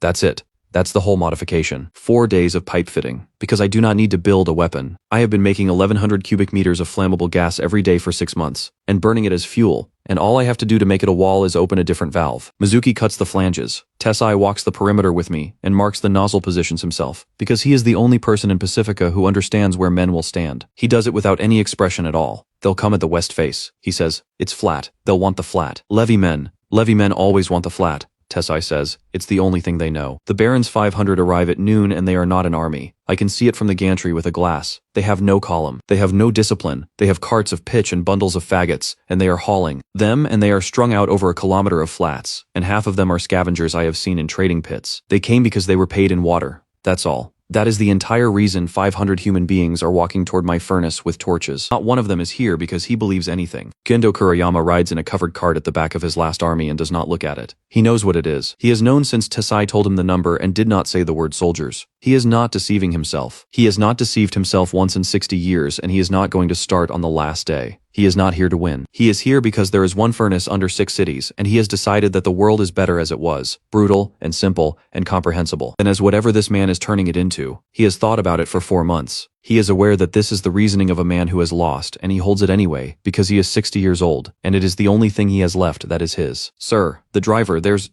no wall. Kurayama parts the curtain. The foundry stands on open ground. No palisade, no ditch, no archers, nothing. Just a building, and a great many chimneys, and a low, steady, enormous roar that they can hear from 400 meters. Not one man is standing in front of it. I let them get to 150 meters. I let them see the doors closed. I let them see the empty ground. I let them start to shout, because 500 frightened levy men with torches begin to shout at about 150 meters, and it makes them feel like an army. Then I lift my hand and Tessai, on the west face, cuts it down. 11 valves open. The gas comes out of the nozzles at pressure, downward and outward, and it meets the pilot flames on the sill and the west face of the foundry lights. Not with flame going up, with flame going out. 11 jets 6 meters apart, each one a blue-white blade, 3 meters long, roaring flat across the ground in a sheet. They don't flicker. There's nothing romantic about them. It's a wall of noise and heat that you can feel through your boots at 60 meters, and I know exactly what it feels like at 10, because I stood there myself, once, with a plank and a thermometer, and I have never been so frightened of my own work. The front rank stops, not because they're burned, not one man is burned. That's the whole thing, that's the design. The jets are aimed at the ground 4 meters out, and they cover an approach they do not need to touch. They stop because a human being cannot walk into it. The body will not do it. You can tell it to, it won't. A man in the second rank throws his torch anyway, and it goes into the jet, and it vanishes. It doesn't fall. It doesn't land. It's simply gone. And 500 men watch that happen and go very quiet. Now, I say, 6 scarabs come around both corners of the building. They come at the speed of a tired man, and they are 4 tons each, and they are on tracks, and they crawl out onto the flats and turn. And they don't fire, and they don't charge. They just come, slowly, black, ugly, hissing, unstoppable. And behind the scarabs, over the north ridge, comes the pack. God, they are magnificent. 60 machines, welded out of hatch cover and pipe and spite, and every one of them is screaming. Because Katsuragi's people have discovered that if you weld a pipe on a certain angle over a hot exhaust, it makes a noise. And they have therefore welded pipes on every single vehicle they own. They come over that ridge in a line with the sirens going, and the crews hanging off the sides hammering the hull plate with iron bars. And there are banners. They have made banners. They are dragging chains for no reason at all. And Nail is standing up on the running board of the lead truck with his goggles down and his arms out wide. and he is not fighting. He is enjoying himself. I have spent a year telling him the trench is killing him. He has spent a year listening, and today he is 25 years old and breathing, and he is going to see 30 and 31 and 40. And he has come down off a ridge screaming to tell 500 men, so they don't attack. They drive in a circle. They circle the entire Kurayama army at 100 meters with their sirens going round and round, and the noise is unbearable, and Katsuragi's people are laughing, and not one of them has fired a shot. Tessai walks out, alone, unarmed, out past the fire jets, 40 meters onto the flats, and he stops. He takes off his helmet, and he does not shout, because Tessai has never shouted in his life. He speaks in the flat, carrying absolutely unhurried voice of a man who has given orders to men who were dying and expected to be obeyed. You know me. The levy stops moving. My name is Tessai. Some of you have taken my coin. Some of you have taken my orders. He turns his head slowly along the front rank. Kohei Sadao, I know your names. You were in the shaft. Nobody answers. You were in the shaft, Tessai says again, and you have not held a weapon since, because you have seen this. You have seen what this man does to an army, and you have come back here for what? He waits, for water, he says, for water that costs nothing. He points without any drama, back over his shoulder at Pacifica. There is a still in every pit on the eastern flats. It was given away, free. Some of you drank from one this week. The line moves. Not much. A ripple. He is paying you, Tessai says, in a thing he no longer owns. Silence. I served Gendo Kurayama for 22 years. He was a good employer and a fair one, and I would have died for him. He puts his helmet under his arm. He is asking you to walk into a fire to burn a furnace that makes your tools, so that the yard can go back to being what it was. He looks at them. Do you want it to go back? Nobody throws down a weapon at once. That is not how it happens. A scavenger in the third rank, a man of 40, who has hauled scrap since he was 9, and who last month stood in a trading pit holding a painted board with a hammer on it, and understood for the first time in his life, when the metal falls, takes one step backward. That's all. One step. He doesn't drop anything. He doesn't say anything. The man beside him takes one step backward, and it goes through 500 men like water going through sand. Not a rout, not a collapse, just 500 human beings quietly deciding, individually, one at a time, that they are not going to do this. They set the pitch down. They put out the torches, most of them by simply dropping them and stepping on them, which is what a man does when he is embarrassed. And then they stand there, and they don't leave, because nobody has told them where to go. 200 of them go home. 300 of them sit down on the flats and wait to see what happens. I shut the valves. The jets die. The roar drops to nothing, and the silence afterward is the loudest thing I have ever heard in my life. And a covered cart comes forward through 300 sitting men, and stops, and an old man in a clean coat gets out. He walks up to the foundry alone. He is 60. He is not armed. He looks at the nozzles on the west face. He stops and looks at them properly, at the flanges, at the valves, and I watch him understand what they are. Because he is not stupid. He has never been stupid. And that is the whole tragedy of Gendo Kurayama. Then he looks at me. You've killed the yard, he says. I've fed it. You've killed it. He says it without heat. He's not performing. He is a man laying out an argument he has been building for 4 months and has not been able to say to anyone. Do you understand what I did? Do you understand what the water was? Tell me. There is one source of clean water under 6 cities, and there are 600,000 people. He is very calm. If I open the tanks, if I simply open them and say drink, all of you freely, they will tear each other apart in a week. They will kill each other they will kill each other for a cup, and then a strong man will take the tanks and he will be a worse man than me, and then he will die, and a worse one will take them. He points a finger at me and his hand is completely steady. I did not hoard water. I rationed it. I stood between 600,000 starving people and the only thing keeping them alive, and I made it cost something, because a thing that costs nothing is a thing men fight over until it is gone. He lowers the hand. For 300 years my family kept this yard from eating itself, and you have just handed a mob the one thing that was holding them still. I let him finish. I let all of it land, because it deserves to land, because it is a real argument, and he has carried it his whole life, and there is nobody else alive who has ever heard it. Then I say, you held the water because you couldn't make any more of it. Kurayama stops. Everything you just said is true if there is one source. I keep my voice level. There's no triumph in it. There is genuinely no triumph in it. One tank, one well, one of anything. Then yes, you ration it, or they kill each other, and you're a monster either way, and you pick the honest kind. I understand. I'd have done the same. I point back at the foundry. But there isn't one source. There's a fire, and a pipe, and a pot. Every pit on the eastern flats has a still. Every artel can build one. They cost 4 days and a length of copper. I look at him. You spent 300 years defending a bottleneck, I say. You never once tried to widen it. And the reason you never tried is that you never knew what was inside your own tanks. He does not answer. He stands in front of 11 cold nozzles on the west face of a building. He came here to burn, and his mouth opens, and nothing comes out. Then he sits down, not dramatically. He just sits, on a block of slag, an old man in a clean coat with his hands on his knees, and he looks at the ground, and he stays there. I have beaten him 4 times now. I have taken his army, his fuel, his water, and his sky. This is the first time I have seen him lose. Ayako is at my shoulder. She has a crossbow. She does not raise it, and she does not lower it either. Ren, she says quietly. Everyone is waiting. 400 Pacificans on the foundry floor. 80 mercenaries.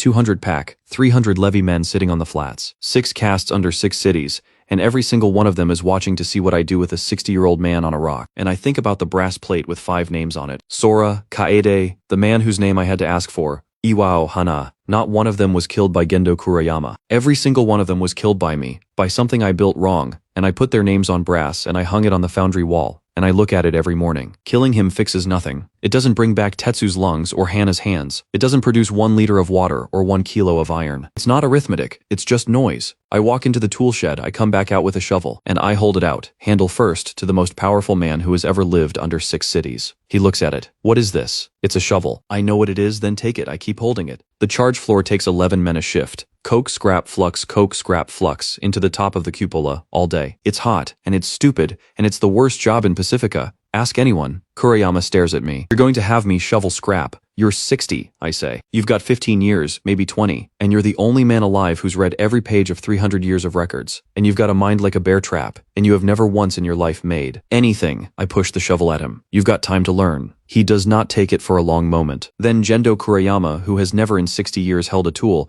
reaches out and closes one hand around the shaft of a shovel, and the weight of it surprises him, and he almost drops it. And 300 men sitting on the flats watch the Baron of the Yard walk into a furnace house carrying a shovel like an apprentice. Nobody laughs. That is the part he does not understand for another 2 years. Nobody laughs. We count in the spring, because Juro insists on it. Because Juro counts everything now and has become insufferable. Pacifica, 12,140 people. Not 412,000. The pits came. The artels came. The wastelanders came in their thousands when the water went free. And then they stayed. Because there was work, and the work paid, and the food was hot. And in the long hut, on a table Tetsu built 6 chairs. Ayako Morisaki Rangers, Juro Scavengers, Tessai Mercenaries, Katsuragi, the Pack, who has put his boots on the table, and who nobody is going to ask to remove them. A woman named Sen, 41, who was called Grain until 11 months ago, and who the Wastelanders elected without asking anybody's permission. And an empty chair, which stays empty for a full year, until an old man in a coat that is no longer clean finally sits down in it without being invited. 6 castes, 300 years of a world that hated itself, sitting at one table arguing about a drainage ditch. I sit at the end and I say almost nothing, and Ayako runs it, and she is very, very good at it, and she hates every second, and that is exactly why it works. The masks were always a failure. I want to say that on the record at the end, because for 2 years people have called them the thing that saved the yard, and they are wrong, and being wrong about why. Something worked is how you build the next thing badly. A mask does not clean the air. A mask is a confession that the air is poison and you have given up on fixing it. It's an apology you strap to your face. Every man who puts one on is agreeing forever that his world is uninhabitable and the best he can hope for is a good seal. 40,000 masks is 40,000 people still living in poison. I've been building the wrong machine for 2 years. The Great Lungs, the trench is 11 kilometers across, and it holds, by my estimate, about 400 million cubic meters of air. That air is bad because 6 cities have been pouring solvent, rot, and industrial waste into a bowl for 300 years, and it evaporates and it sits, because a bowl has no wind in it. You cannot filter 400 million cubic meters through a tin can, but you don't have to. The trench leaks. Slowly. Air moves in and out of a bowl that size at a rate I spend 9 days measuring with smoke pots and a stopwatch. And the number I get is, the whole volume turns over roughly every 11 days on its own. So I don't have to clean 400 million cubic meters. I have to clean 36 million a day, and I have to clean it faster than the sumps can poison it again. That's not a filter problem. That's a pump problem. 5 towers, 60 meters each, built on the rim. Each one is the breathing wall, scaled by a factor of 1100 and driven by steam instead of wind, because wind is free and unreliable, and I now have a foundry that makes 1100 kilos of iron a day, and I am done being polite about it. Intake, a fan 4 meters across, driven off a steam engine, drawing 1100 cubic meters a minute. Stage 1, the wash water. Not filters. Water. The air is driven up through a falling curtain of it, and the water takes the dust and the heavy fractions and most of the solvent straight out of the stream, and it runs off filthy into a sump, and we boil it and use it again. The Baron's tanks, upside down. He put water through gravel. I put air through water. Stage 2, char beds. 11 tons of it per tower in trays on rails, so a crew can roll a spent bed out and a fresh one in without stopping the tower. Stage 3, lime. Same. Trays, rails. Out the top 60 meters up, into the wind that runs across the roof of the bowl and doesn't come back down. 5 towers, 38 million cubic meters a day, against a trench that poisons itself at about 31 million. 7 million a day of margin. That's the whole design. That is the entire, boring, arithmetical heart of it. I'm not cleaning the trench. I'm cleaning it very slightly faster than it dirties. It takes 400 days and it is the largest thing anyone has ever built on the yard. 900 people work on it. Kurayama is one of them for the first 6 months on the charge floor, and then Juro moves him to records because Juro has worked out that a man who has read 300 years of ledgers is being wasted on a shovel, and Juro is right and does not stop saying so. Mizuki designs the tray rails, and they are the best engineered component in the entire structure. And I did not draw one line of them. Haru builds Tower 4 with a crew of 40 and 1.5 arms. 90 days after we light all 5, I go into the deep with a lamp and no mask. Just me. That's the deal I make with Ayako, and it takes 4 hours of arguing. I walk out past the sumps, out past the wrecks, out into the middle of the bowl where the haze used to be so thick you could not see 40 meters. And I stand in the exact place where I coughed blood onto slag 2 years ago with a tin can strapped to my face. I take the mask off, and I breathe. It's not clean. I want to be honest. It is not clean the way the top of Takamori is clean. There's a taste, there's a grit at the back of the throat, and there always will be. For my lifetime and probably for Haru's, but it does not burn. I stand there for 11 minutes with a lamp, and I count my own breaths, and there is no cough, no blood, no sour, no burn. And at the end of 11 minutes, I sit down on a lump of slag in the middle of the poison bowl at the bottom of the world, and I put my face in my hands. 200 pack machines come down into the deep the next morning because Katsuragi will not accept the measurement from anybody, including me, including his own people. He drives to the center. He gets out. He stands there with his goggles pushed up and his mask in his hand, and he does not put it on. He looks around at the trench, his ground, the place that killed his father at 31 and his grandfather at 34. The place he has been proudly and beautifully dying in since he was 9 years old. He breathes for a long time, and he says absolutely nothing. And 200 people who have known him their entire lives watch him do it, and not one of them speaks, because Katsuragi Kugi has never once in living memory been silent. He stands there for 4 minutes. Then he turns around. Bad news, he says. He puts his hands on his hips. We're going to have to live a long time. And the pack that has sung about dying young for 300 years, that has made a religion out of it, that has hammered iron bars on hull plate to drown out the sound of their own lungs, the pack starts screaming, not in grief. They go up onto the hulls and they start hammering, and the sirens go, and 60 machines that were built to make noise in a place that was killing them, make noise in a place that isn't, and it goes on for about 6 hours. 2 years and 100 days. Let me do it properly one last time, because it's the only ritual I have before. 1 man, 2 cracked ribs, a broken hand. A rag on his face made of char and rendered fat, tied on with a strip of curtain that took 60 minutes to make and cut about 1/3 of the burnout of the air. A year of lungs, that was the budget, that was everything. Now Pacifica, 40,200 people, air, in the valley and in the bowl, and the bowl was the thing that could not be fixed. Water, 6 stills in Pacifica and 111 on the flats, given away,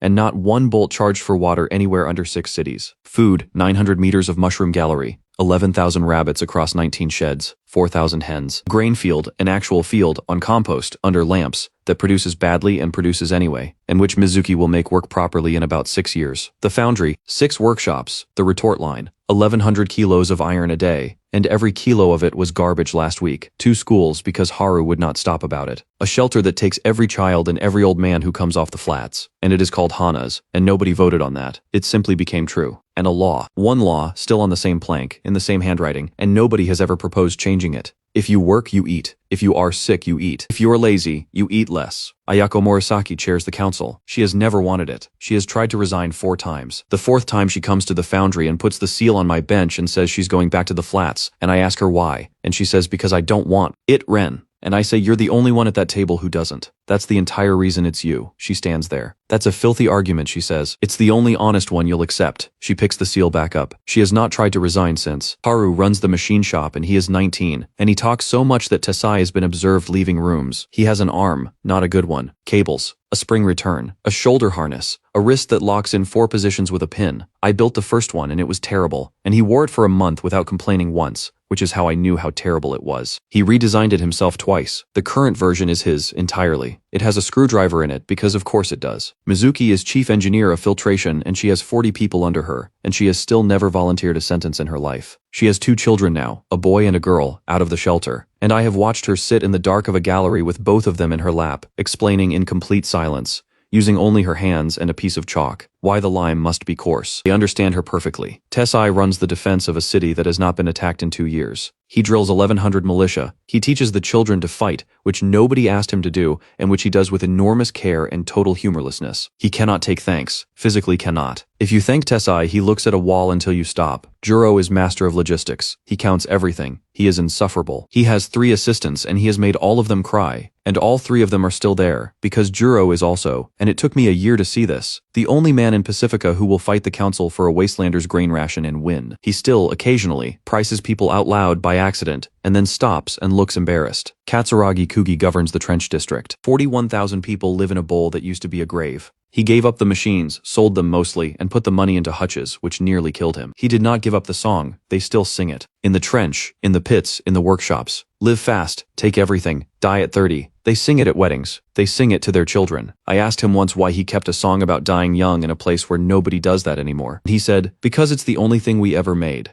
Gendo Kuriyama works in the foundry. He is 63. He came off the charge floor after 6 months, and out of records after a year, and one day I found him standing at the pig bed watching a pour with an expression I recognized because I have seen it on my own face. He asked one question, then another. He is a good caster. That's the thing. He has the eye. He can look at a melt and tell you it's cold, and he's right, and he cannot explain how. He is furious about it, genuinely, permanently furious. He is a man who ruled 600,000 people for 40 years and it turns out he had a talent, and nobody ever told him, and he found it at 62 on a foundry floor. He does not speak to me often. When he does, it's about the furnace. Last month he told me the 2-year angle is wrong on the number 2 cupola. He was right. On the wall of the foundry, waist high, set into the brick, there is an iron ingot. It's the first one we ever cast. It's ugly. There's flash on the seam. 5 names are cut into it. Sora, Cade, Goro, Iwao, Hana. There is no plaque. There is no speech. Nobody made a ceremony out of it. Every man and woman who walks into the foundry to start a shift walks past it, and about half of them touch it, and nobody has ever told them to. And then at the end there is the light. I have been thinking about it since a jet of yellow gas came screaming out of a char drum and lit off Haru's torch and burned his eyebrows off. 3 years ago. I have not had time. That's the truth. There has always been something more urgent. Air, water, food, iron, an army, a baron, and light is a luxury, and you do not build luxuries when people are dying. Nobody is dying now, so I build it. Turbine.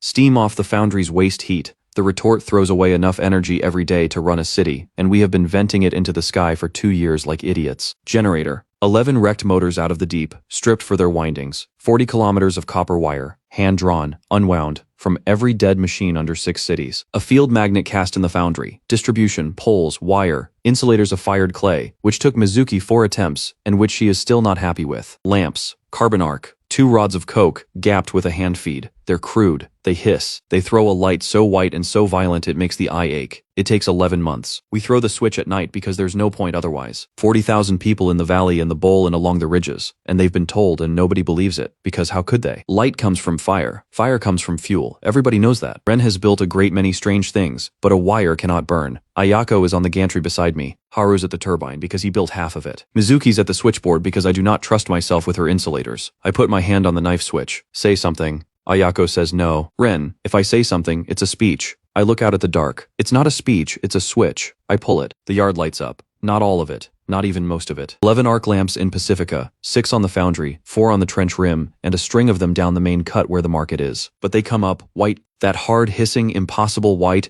and they come up all at once. And 40,000 people who have lived their entire lives under a gray ceiling in a world lit by rag torches and burning fat see for the first time their own city. It's not beautiful. Arc light is not beautiful. It's harsh, and it flickers and it throws shadows like knives. And 40,000 people make a sound that I do not have any words for at all. I stand on the gantry and I look up. 800 meters above the yard on the belly of the city of Takamori, hatch cluster 2 opens on schedule. Refuse, 14-day rotation, door 6. It is the 9th month, so it will be construction spoil and kitchen waste, and it will fall for about 90 seconds. And Ren Sakamoto could have told you all of that a year ago without looking at a board. The leaves split, and a man standing on the hatch deck, a maintenance technician, 31 years old, on a shift he has worked for 11 years, who has looked down into that hole perhaps 4,000 times and seen nothing ever but gray, looks down and sees light, not fire, not a fire's orange, a hard white geometric grid of it, in lines, in a pattern, arranged in the shape of streets. He does not move for a long time. Then he turns and runs for the stairs, and he is going to tell someone, and they are not going to believe him, and it is going to take a very long time, and a great many arguments before anybody up there admits what is underneath them. But he saw it. Somebody up there finally looked down. I see the hatch open. I see the square of light in the belly of the city, a bright rectangle in all that gray, 800 meters up, and there's a shape in it. Somebody is standing in the open door of Takamori, looking down at me. I don't wave. I don't shout. I don't raise a fist. I don't make a single sound. I look at the city that put me on a hatch in front of a crowd that came early for the good spots, that sold fried dough, where a woman explained me to a 5-year-old boy and the boy waved. I look at it for about 4 seconds. Then I turn around, because Haru is shouting at me from the turbine house. The second turbine has to be online by winter. We're 1,100 meters of copper short and the draw plate is cracked. And there's a council meeting in the morning about the eastern water lines. And somewhere behind me an arc lamp is hissing over a market where people are still awake, buying things they made. They threw away everything they didn't need, I say. Ayako is looking at me. I built a city out of it. I go down the ladder. Let them look.